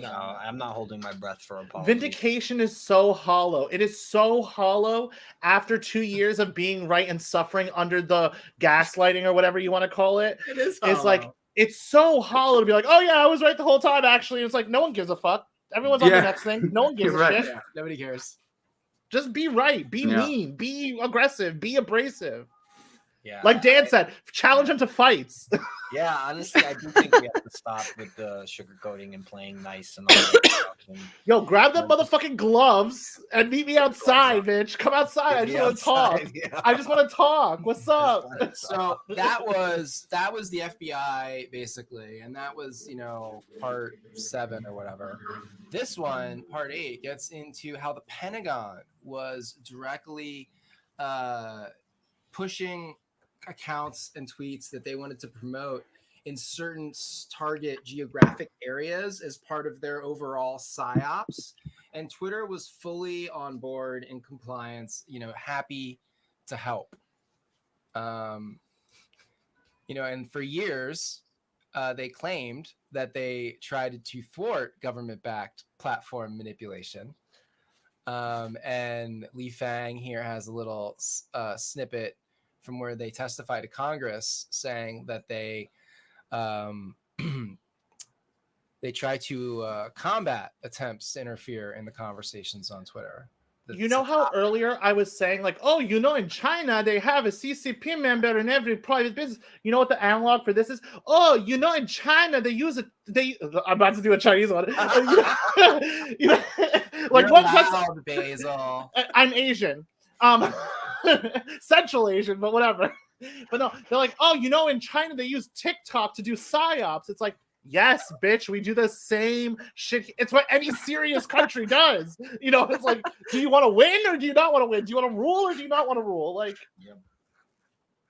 yeah, and it's like when you start pointing it out, people are just in fucking denial.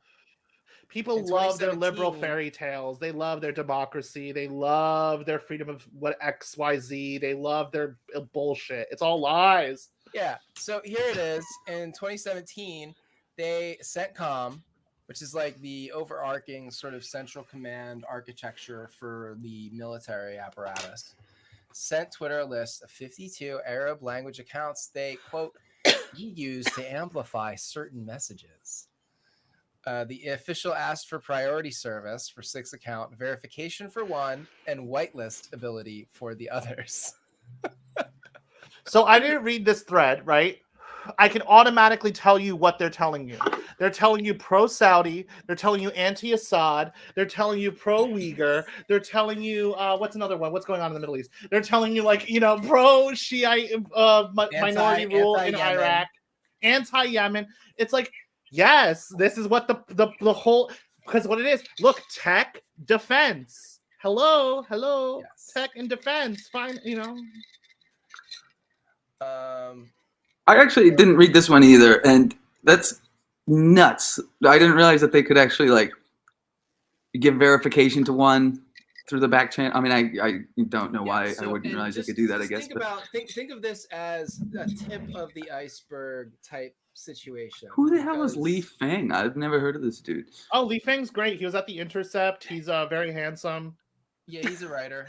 Oh, you just come out of nowhere with these.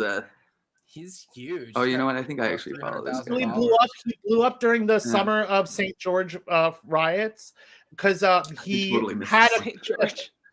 had a clip in which he had a black guy telling him, it's like, oh yeah, all these people give a fuck when it's a cop killing a black guy, but they never give a fuck about the intra-racial violence that happens every day in this city. And that blew up for him a little bit. That was like the last time he really went viral. But he's good. He's friends with some Basil haters. if he ever sees this. You're friends with some faggot ass Basil haters, but you're good. You're okay. Is she a gay? Isn't she? She's gay, I think. Yeah. She a gay. Mm-hmm. No, yeah, So she's a girly. She's a girly. Has some them kind of gays. Oh no, trust me, some of the biggest Basil haters are girlies as well. You know, don't get it twisted. Well, it's easy to hate on such a stunning example of masculinity like yourself. Oh, girl. I can't with you.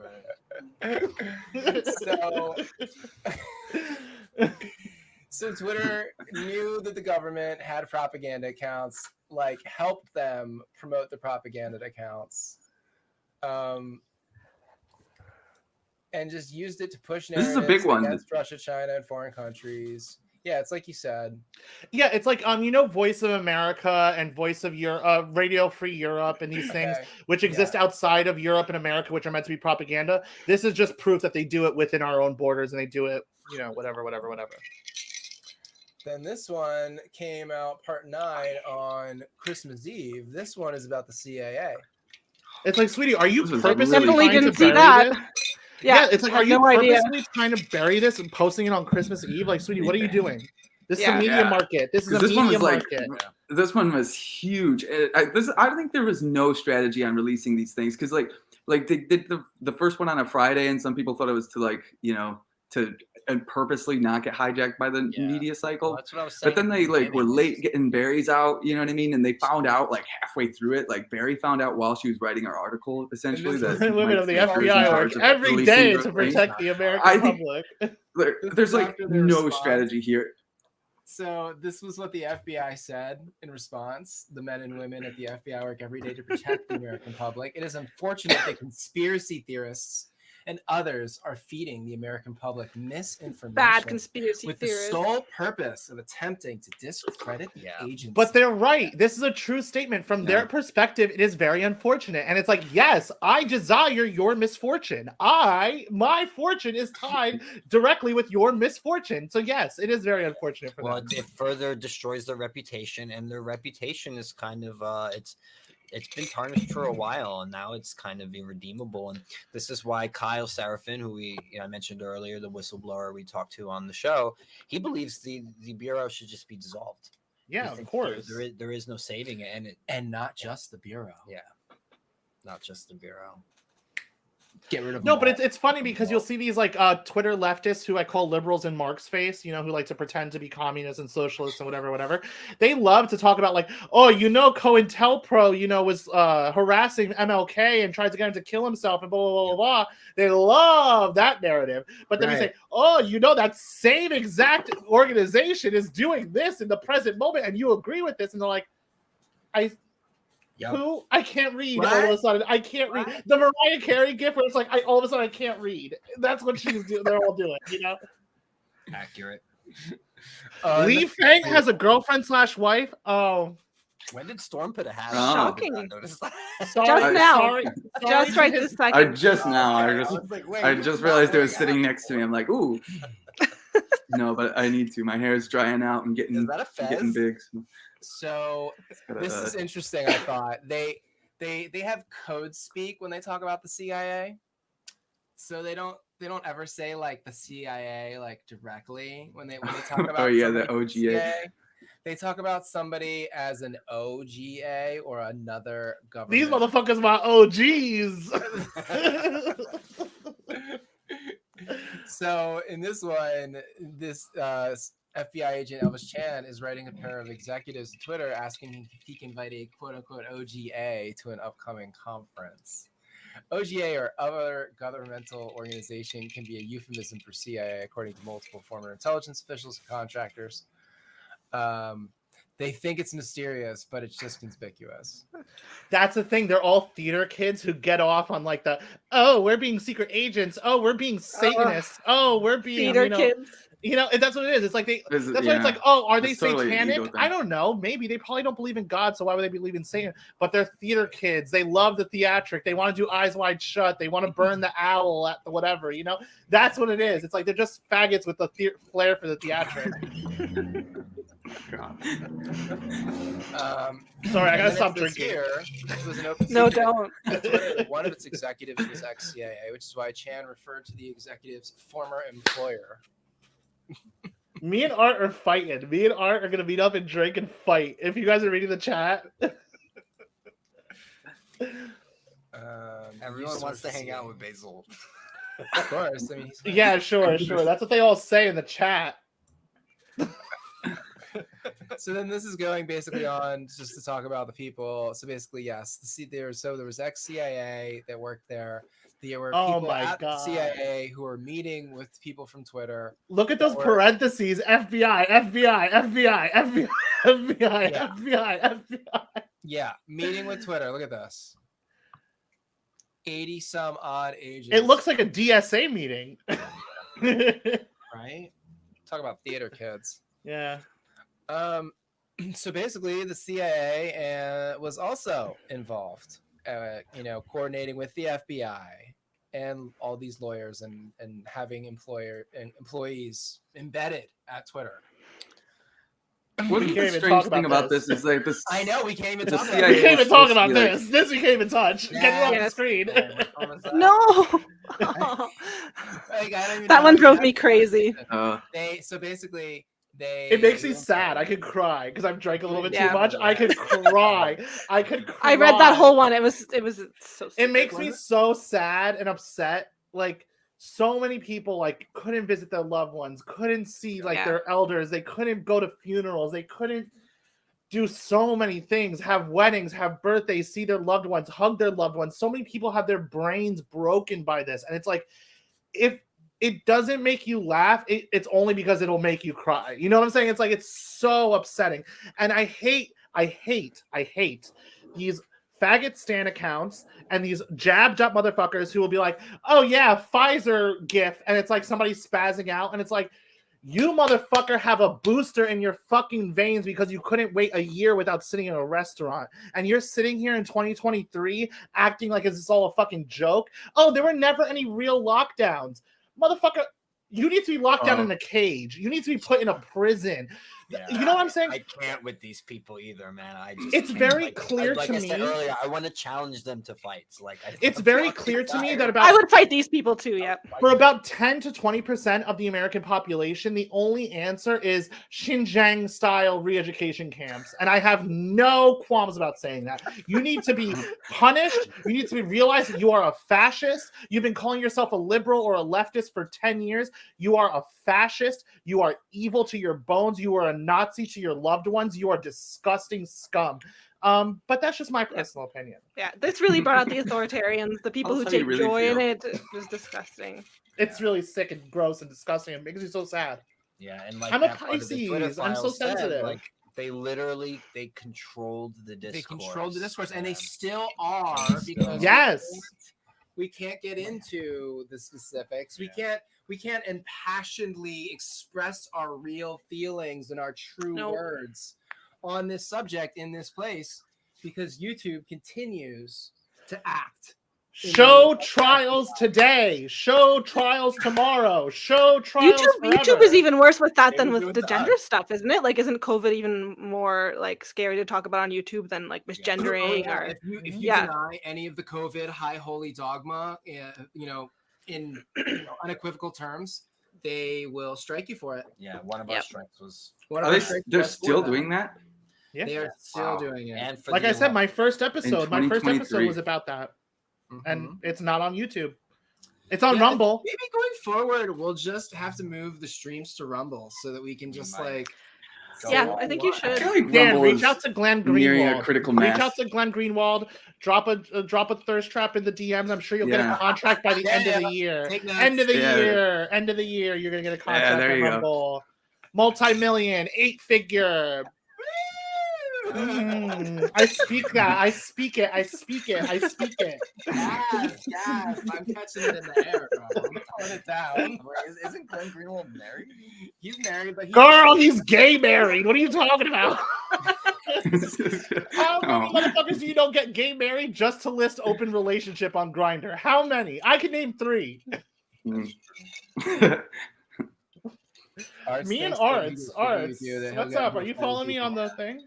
I agree. Me and Basil might end up fighting someone. That might be dangerous. It's okay. I'll That do it. was a good name I've for been going. him. I've been going. That's a good one. I've been going to the gym. We out. We out. Yeah, let's do The it. test is up to here right now. All right, so I think we can talk about this part. So I'm just going to go over it briefly, and we're not going to get too much into it. So how did Twitter rig the discussion around COVID? David Zweig drills down into how Twitter throttled down information about COVID that was true, but perhaps inconvenient for public officials. But they also, quote, discredited doctors and other experts who disagreed. It says key revelations were the Twitter personnel who liaised with the Biden administration officials who were very angry that Twitter had not deplatformed more accounts. So, Of course they were. Just remember, I feel the same way, but about them. I'm like, I need you off this fucking platform, bitch. like just remember how much censorship there actually was, how much they nuked people and squelched people. And It makes me so Well, sad. for saying things that we know today. Yeah, true. we knew it at the time. And that's the Yeah, thing, of like, course, but that had been confirmed. Yes, yeah. yes, 100%, 100,000%. But what gets me, what really gets to my fucking heart right here is like, we knew it at the time, and you were taken off the fucking platform, and these motherfuckers got to like have shitty grins on their faces, and it's like, if it doesn't make you sad, it makes you blind with rage. At least for myself. Yeah. That's the Aries moon to the Pisces sun. The Pisces sun wants to cry. The Aries moon wants to like scream. Yeah, so that was the one little part about that. There's even more later about the pharmaceutical issue. I can't remember where it was. I think it's like part 14. Oh wait, so we have tech then? We have defense because of the central intel, whatever it was called. So we have tech, defense, and now we have pharma. Okay, so Basil is okay. Just saying, just throw it out there. if we see something with like JP Morgan Chase or like BlackRock or something, a financial industry, it's like, sweetie, everyone here needs to be like, wow, Basil, you are 100% right 100% of the time. Like, yeah. So in this one, in 12 parts 11 and 12. Basically, they were showing that the intelligence community was constantly probing Twitter for evidence of Russian collusion, which Twitter kept coming back and said it doesn't exist. Yeah, because it doesn't. And that was around the 2017 to 2020 time period. So that was when Trump was president. And then the other thing was and it was after, sorry, I didn't mean to cut off. It's also after the fact that the Hillary campaign colluded with foreign agents in order to get the Steele dossier and all that stuff, just to throw that out there. Yes. Okay. And then also in part 12, they show how that Twitter was getting requests from the Treasury, the HHS. I don't even know what that is. Treasury. Ding, ding, ding, ding, ding, ding, ding, ding, ding. I got finance. That's finance. Yeah. Yes. That is finance. Wow. NSA, FBI, DHS. 3 for 3. And that's a Basil bingo to me, baby. That's a Basil bingo. Adam Schiff personally wanted to have a journalist suspended because he didn't like something he was saying about him. Wow. Adam Schiff also in the news lately because he's been stripped of his intelligence suite by Kevin McCarthy. That's what happens when you rely on a fake document to impeach the president, I guess, right? These guys, yeah. Well, some say it was part of the deal that Kevin McCarthy made with the holdout Republicans was to get him off the Intelligence Committee, because the Intelligence Committee is a very important committee. Yeah. They have access to classified information. And Kevin McCarthy was getting some shit from a reporter earlier. I saw a video of him snapping back at this reporter because he pointed out that while he was the chairman of the Senate Intelligence Committee, he lied using information that he knew was a lie. Then he would go and speak those lies in public because they advanced his political narratives. So he was like, Hakeem Jeffries has 200 other Democrats he can send to the thing. It's not going to be that guy because that guy is a liar. I was just like, it was brutal. It was beautiful. So this is the guy that wanted to have Twitter suspend a journalist talking smack about him. And it's not that surprising. And also keep in mind that everyone on the intelligence committee, we know from either, I forget whether it was Assange or who it was like that leaked whatever. All these motherfuckers are also being spied on by the 3-letter agencies as well at the same exact time. Like, yes, in case you forgot, in case anyone in the chat forgot, And then this one goes into Alex Berenson's story. Alex Berenson has been a pretty strong anti-establishment narrative person. He's got problems. I wouldn't say I trust him, but he's been doing a good job of relaying a lot of the damning information that the establishment does not want aired. His interview on Rogan was excellent. Definitely encourage people to check that out. And his Twitter files were kind of surprising because at one point him and Elon had like a public beef on Twitter, like where Alex actually got like Elon banned Alex or blocked Alex. So it was kind of surprising to see that. Before this, Alex was talking on Twitter that he wasn't. So Elon was. They got into like a little bit of a beef, and Elon ended up blocking Alex. So and it was long before that Alex actually got access to the Twitter documents. You know what I mean? So because he was complaining or like talking earlier that he wasn't invited because Elon thought it would be bias or something, and then Elon ended up blocking him, and then a few weeks later, Alex shows up and does a Twitter files dump. I have a question. I wonder if you guys know this because I don't know this myself. It wasn't even that. I know Alex is very well pilled on the pandemic question. Does anyone know how he is on the tranny question? I'm not familiar with his takes on that.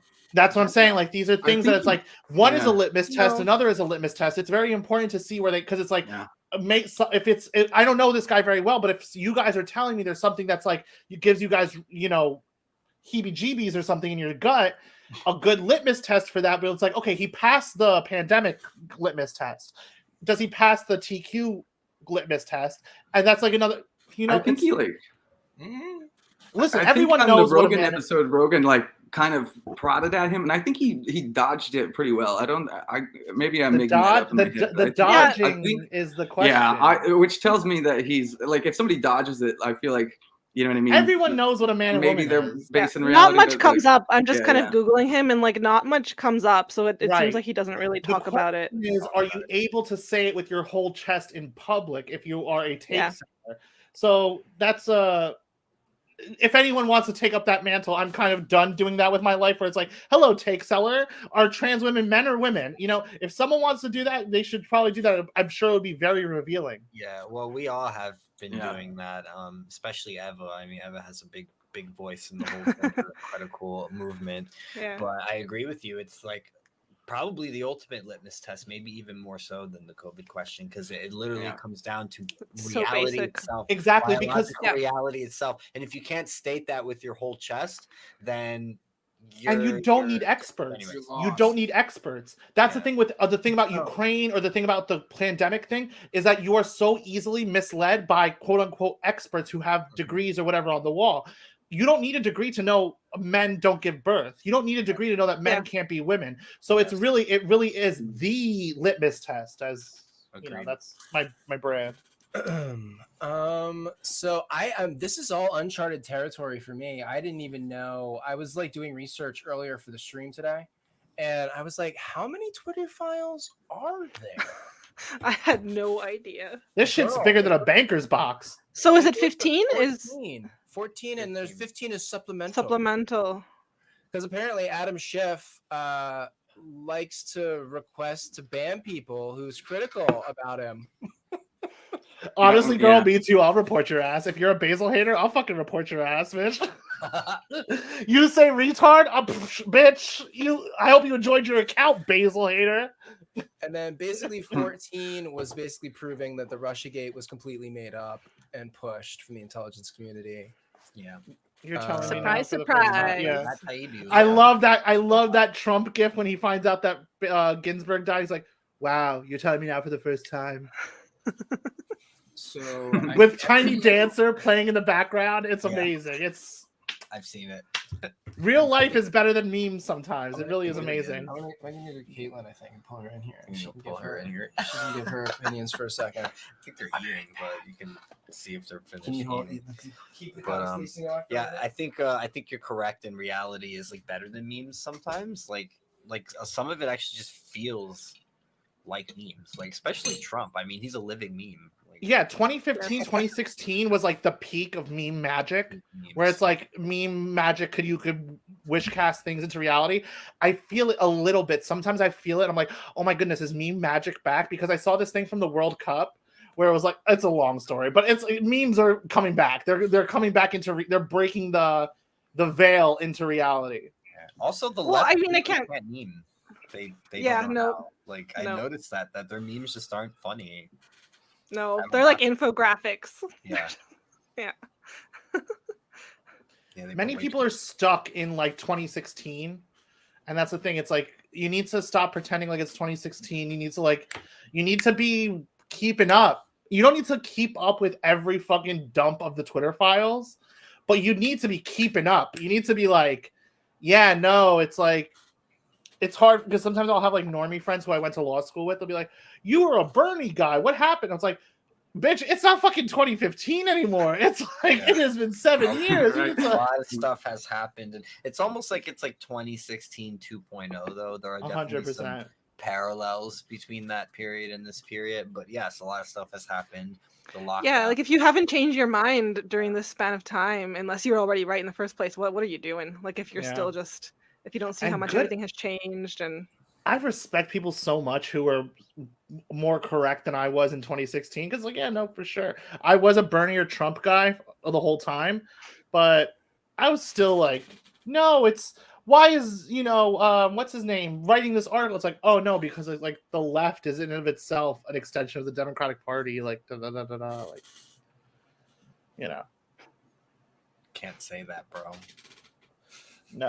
I don't know. I mean, I do think you have a point, like you said earlier, that the GOP itself is kind of a dead end as well. And although they are useful in many ways right now, and it kind of makes sense that to vote in that way, I think, just to push back against the craziness coming from the Democratic side, we do have to be careful of just that very strict, rigid party, devoteeism. And so I voted Republican in the primaries, but I still consider myself for the most part an independent, although I lean a little more conservative now more than I did when I was younger. And people don't realize, people forget, it's like right wing just means the right wing of liberalism. It's just like, it's like the voting for the Republican Party in the short/medium term is about throwing sand in the gears. No one in the Republican Party is talking about turning the car in a different direction. They're just about whether we're going to put full pedal to the metal or let up off the gas a little bit. It's in the short medium term, yeah, you got to vote for Republicans. It is what it is. You shouldn't even have to hold your nose, bitch. Well, that's the point. Like, do what you got to do. But by the end of the decade, I feel like it will be very clear that the party is ultimately controlled by GOP leftists like Mitt Romney and Lindsey Graham and Dick Cheney-ish, whatever. Right. Yeah. Did you hear about this one? This is a new breaking story. So one of the guys who was at the FBI who investigated the Trump-Russia connection and kept that narrative going was just arrested for his ties to a Russian oligarch. Yeah, this was a couple days ago. Yeah, so basically, from what I recall reading from the story, literally confession by projection. The Fed doth protest too much is what it is. Well, it was him and another U.S. Russian citizen who was a Russian interpreter. The two of them both worked to basically take down an opponent of this Russian oligarch for him and they helped cover up his involvement with the whole thing. Wow, there's really something to that dual citizenship thing. Yeah. You want to talk about dangerous rhetoric? Don't even get there. But it's an interesting story. We should go look into it and read about it. I was reading about it earlier. That was insane. I can't believe that. Well, I guess it's just, it just goes to show that like they confess by projection. It's like when they point the finger and start. He's working with the Russians. Wow. Everything a Democrat accuses their enemies of, they are themselves guilty of. Exactly. Yeah. This is an old playbook. This is an old playbook. This goes way back. You know, it's like, oh, you know, you have this skeleton in your closet. Become the person who is the point person, who is the crusader against that. Yeah. And the funny thing about that is actually an old dark art. So these motherfuckers are witches and demons. the idea of projecting your crimes onto your victims, or like that's an old form of dark magic or black magic. This goes back to like, let's get Jungian in this bitch. Let's get Jungian in this bitch. I was telling I live with 2 women currently. We were talking about how like it's like, oh no, there's a reason why this archetype exists of women and covens and witches and et cetera, et cetera. It's because like when you guys get together, you guys do some meme magic type shit where it's like you are dancing in the moonlight because your bodies are linked to the moon, but you're doing witchcraft, bitch. Like you are doing it like it's like these are Jungian archetypes for a reason, you know? It makes sense. Well, and you know, it's very disconcerting with the way that the left is sort of weaponizing the female perspective, but also co-opting and sort of like hijacking it in much the same way like the Borg like sort of assimilate a life form and take on its attributes and then just sort of use it for the advancement of the whole hive. Like they sort of are doing it with like female perspectives and trying to like present this caricature of it that doesn't hold up to reality. Like the rest of us can just see that they're doing a caricature, but they actually don't see that. They don't know that we know that they're bullshitting. Zizek talks about this. Zizek, before he went full like pandemic retard, talked about this a lot, where he's like, the old authoritarian of the 20th century was like, you will go to your grandma's house and you will like it because I tell you you will like it. Whereas the authoritarian of the modern era says, wouldn't you feel, you know that your grandmother wants to see you. Wouldn't, that would make her feel bad. Guilt tripping. Guilt trip. And it's a very feminine tactic. It's a very like the way women police themselves in social settings. But what it really is that it's like a oh fuck, I lost my train of thought. It's like it's a feminine it's a feminine tactic, but really at the end of the day, the left hates nature, hates reproduction, hates beauty.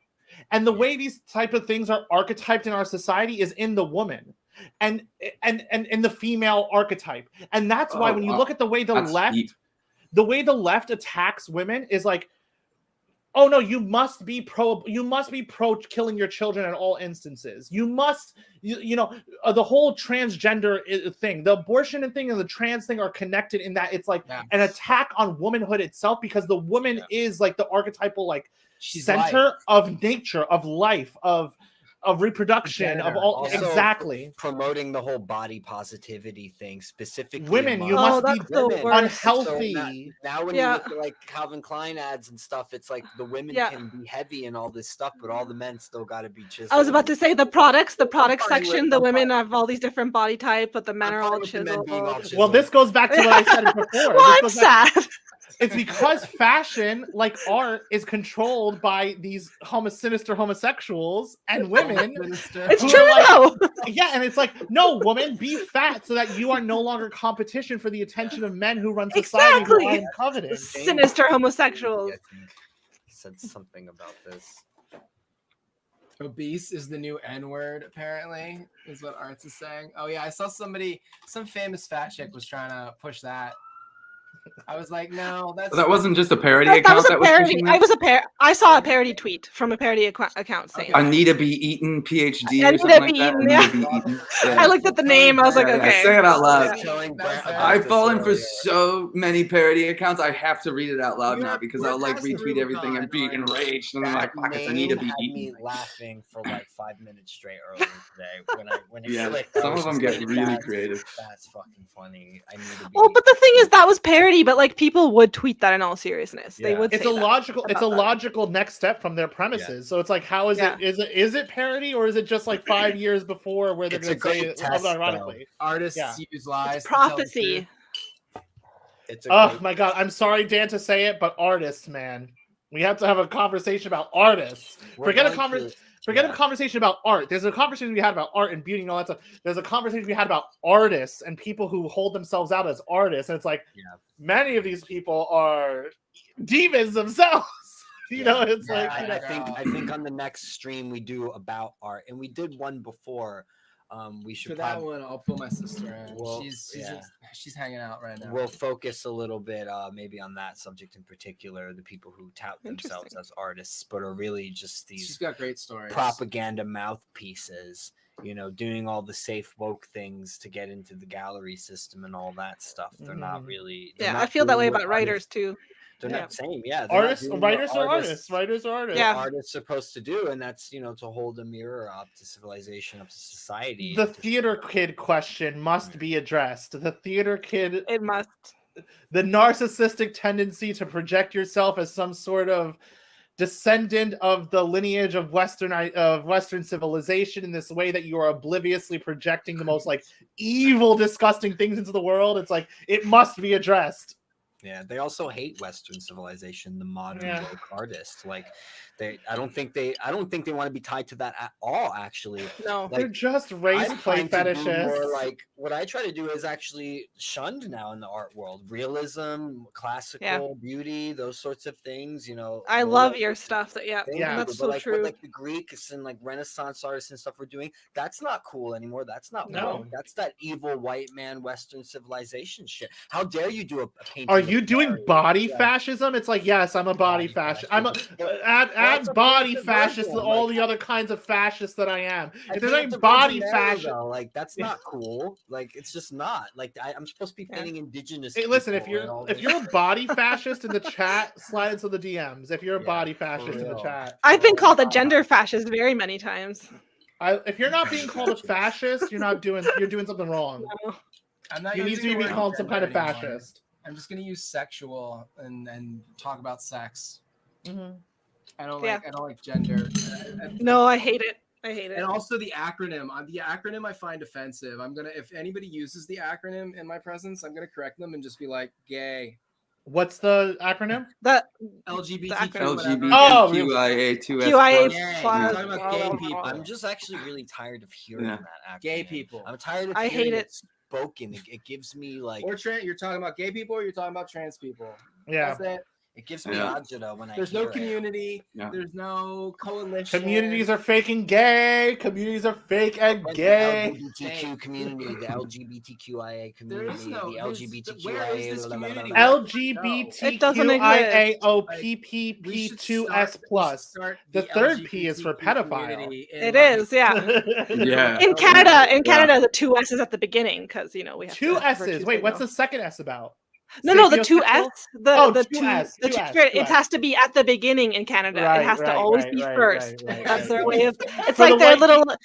Yes, it's like a land acknowledgement, basically, for the of white the people acronym. Who pretend to be Pocahontas on the weekend. Yes, yes. So you have to say it first, then the L, then S comes first. If you watch Canada's Drag Race, they're all tending to be indigenous. It's oh my god! Of course they are, and most of them aren't, of course. Yeah.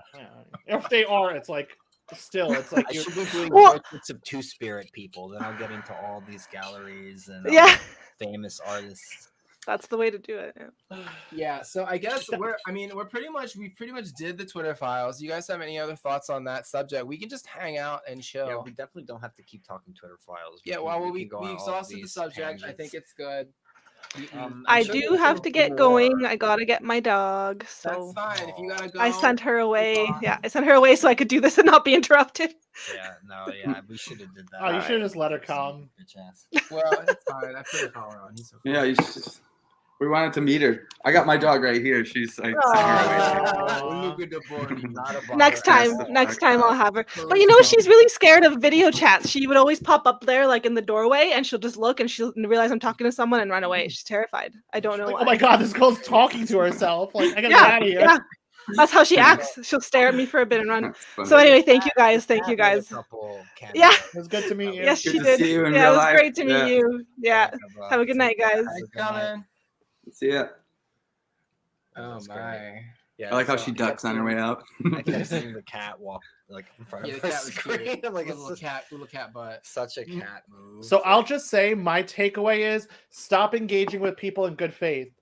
Start using litmus tests. Stop engaging with people who you know are your enemies in good faith. If they say you want receipts, say you're a fucking retard. You know I'm right. If you don't know I'm right, you're too retarded for me to engage with. That's my takeaway. That's my takeaway. Shame them. That might be Shame the best and move. mock. Be like loser, faggot, loser. Just get fucking childhood bully with it. Just be like, you're at the bar with the mask. You know, it's like just start bullying them. They need it. Shame is actually. I don't go that far, but I do give like a good like stare down now when I see people with masks, because I think like social cues are really important for society. You know what I mean? So like if you're doing something fucking weird, like somebody should give you some indication. It's like it comes down to like if you have something in your teeth and nobody tells you, like you know what I mean? You have no friends if nobody tells you. And like I think it's just a little bit, even if it's not like affirming somebody like your fucking mask or whatever, you know what I mean? I think it's like part of just being civil society to give people certain social cues. And if it's like a holy shit, you look fucking stupid sort of stare. Yeah, exactly. It's pro-social. We're social creatures. We need social feedback. Like it's like you know what I mean? It comes down to the same you thing look with retarded. I think, it's the same principle with like parents who take their kids to drag. Like you just gotta give them like social pressure to not do that. You know what I mean? Sweetie, you you look crazy right now. You look insane. Yes, exactly. Like you know what I mean? People respond to that, dude. Oh my god, do it! It's so good. I do this too. I'm so scared. I'm so scared. I'm so scared. Go down the street in public, like because people. I'll see it every once in a while. I'll see them out on the street wearing them, and just start getting them a little. Oh my god! I'm so sorry. Like, I forgot mine. I think that the people who are still wearing it, those people probably are more likely the ones who would have been saying some shit to us when we weren't wearing it. Granted, I think some of them are also just old and frail and like scared and don't know any better. Don't live here. Like I'm not gonna like harass an old person. I respect my elders. I respect my elders. If you're a young, fit person, I respect my elders, exactly. If you're an old motherfucker, do what you ever want to do. Yeah, if you're a peer of mine, you're a fucking loser. Especially like I see like young, fit men. Like it's like, dude, you look like you work out and all this stuff. Why are you walking around with that thing on your face? That triggers me. That triggers me because I'm like, oh, are you like outwardly like, oh yeah, land back, you know, decolonize, but like you're like low key, like, you know, that it like intrigues me. I'm like, ooh, is there something deeper here? Is there? What do you feel about camel jockeys? Like, what's going on? Yeah, there's like an interesting thing happening. Yeah. What do you feel about Let me ask the chatters, if we moved future streams to Rumble, would y'all follow over there? Would y'all? They probably would. I mean, I don't know. That's why I'm asking the chatters. Let me know. A link is a link. If you're sharing a link, what's the difference if the link goes to YouTube or it goes to Rumble? Right, but like you know, I don't know. You probably got to have an account and stuff. Has a Rumble account, you know, if they want to chat. Oh man, yeah. They might actually have to, you know. I don't have a type in Rumble an account. email and like make a name and do all that jazz. Girl, all these hoes have how many hoe accounts, bitch? Treat it like a Grinder, Growler, Scruff, Mr. Hunt, whatever it is. Just make another account. See, we're getting a maybe right here from Watches the Watchmen. Oh, a maybe. That's commitment right there. I love the Abby, the smush nose Liger. Maybe. I wonder what would be the tipping point for the maybe person. What would it take? You know what I mean? More thirst traps from Dan. What would it take to get a yes? Rumble sounds like what happens to Basil gets drinks. Yeah, absolutely. Oh, look at that. Look at that. Like, how many chatters are solid maybe. Yes, a solid maybe. Oh, that's the same person doubling down on maybe. All right, maybe. How many people are in the chat? Can you guys see that? It says 9 watchers right now. Okay. Yeah, 9. Wow.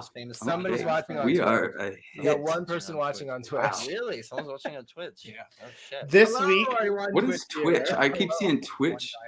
Twitch is a gaming streaming platform primarily, but it also can be used to stream conversations like this one. Streaming. The second. Gaming streaming.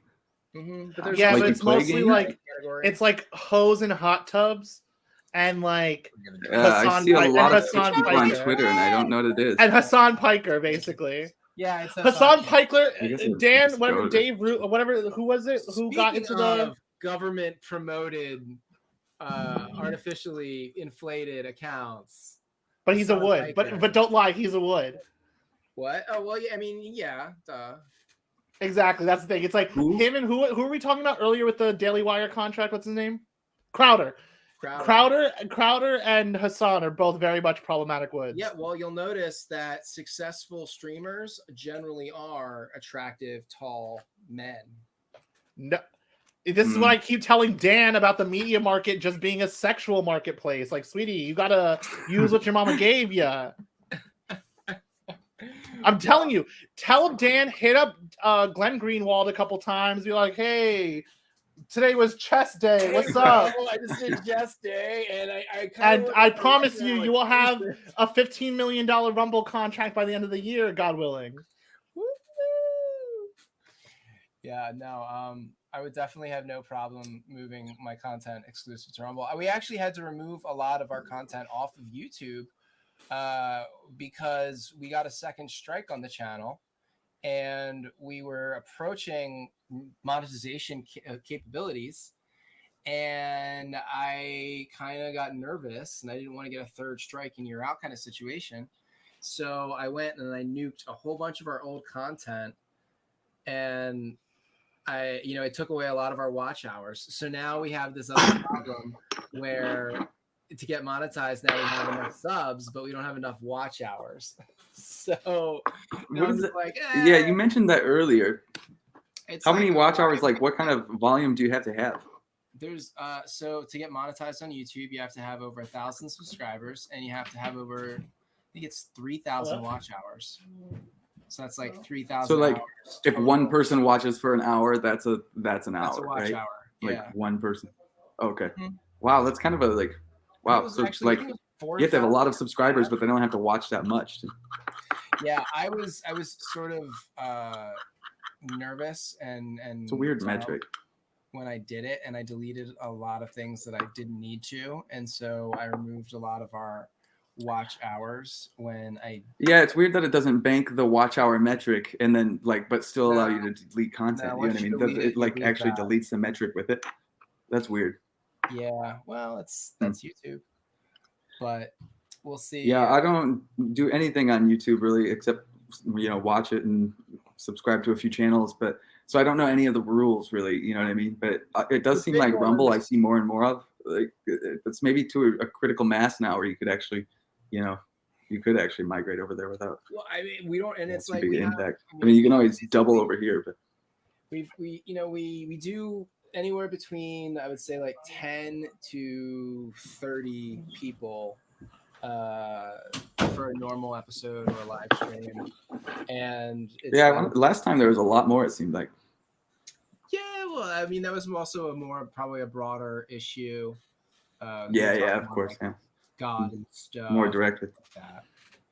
Yeah, but it was.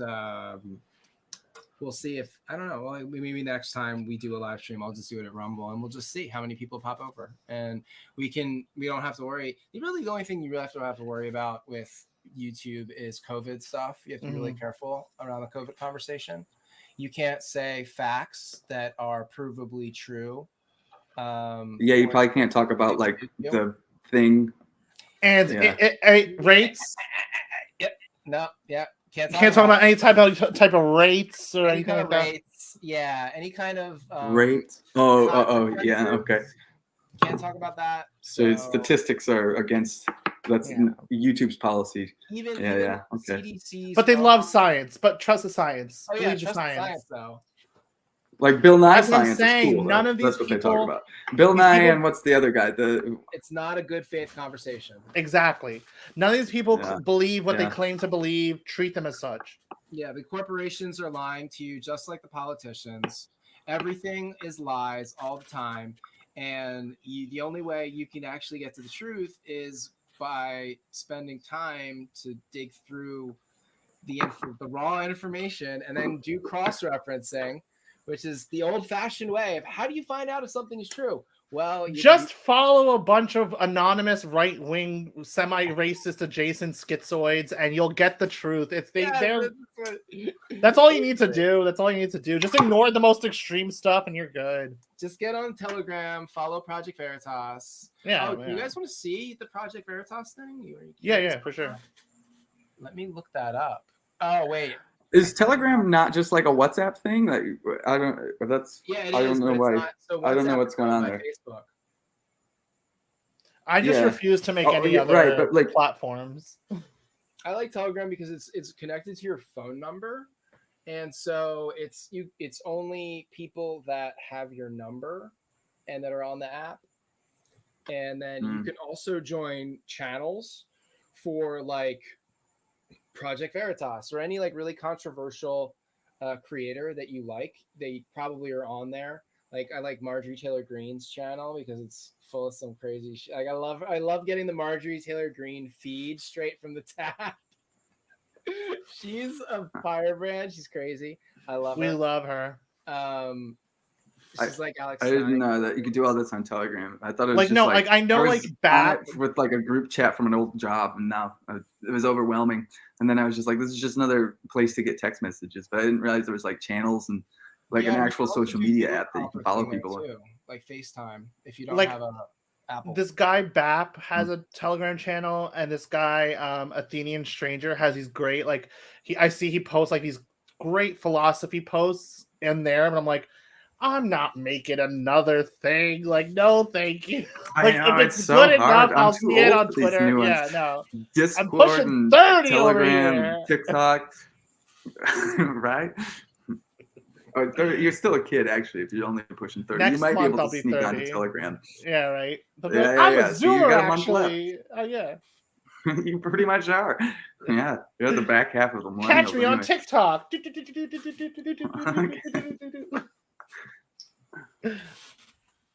Let me see what I had a TikTok for a while just to creep on people, but it literally slowed down my phone. Like my phone would start dying out early and all that shit. So because there was like 5 Chinese Communist Party members in your phone, just like their FBI is at Twitter. Apparently.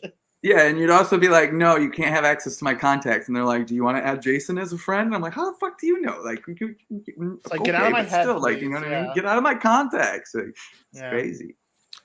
Oh, so this is I don't think we can. This is not going to stay up on YouTube. Then don't do it. No, they're gonna nuke that probably. Yeah, no, don't do it then. It's better not to. Oh, if you show the Veritas thing. Yeah, I'm gonna have to find it then. It has to do with who. But guys, unfortunately, I also have to dip out. Yeah, I think we'll just wrap it up here. Thanks guys for joining. And it's been a pleasure. We'll do another one. Thanks for having us. A week or two. It's always fun. Maybe next time we'll do it on Rumble, and it will be completely uncensored and fancy free. I'm gonna go make a Rumble account right now. Because you know me, I've been censoring myself this whole time. Go make a Rumble account. Follow Dangerous Rhetoric on Rumble. Yeah, Basil. You can definitely censor yourself. And it looks just like YouTube. This is easy. Thanks for hanging out, guys. I love you. Stay safe. Stay sane.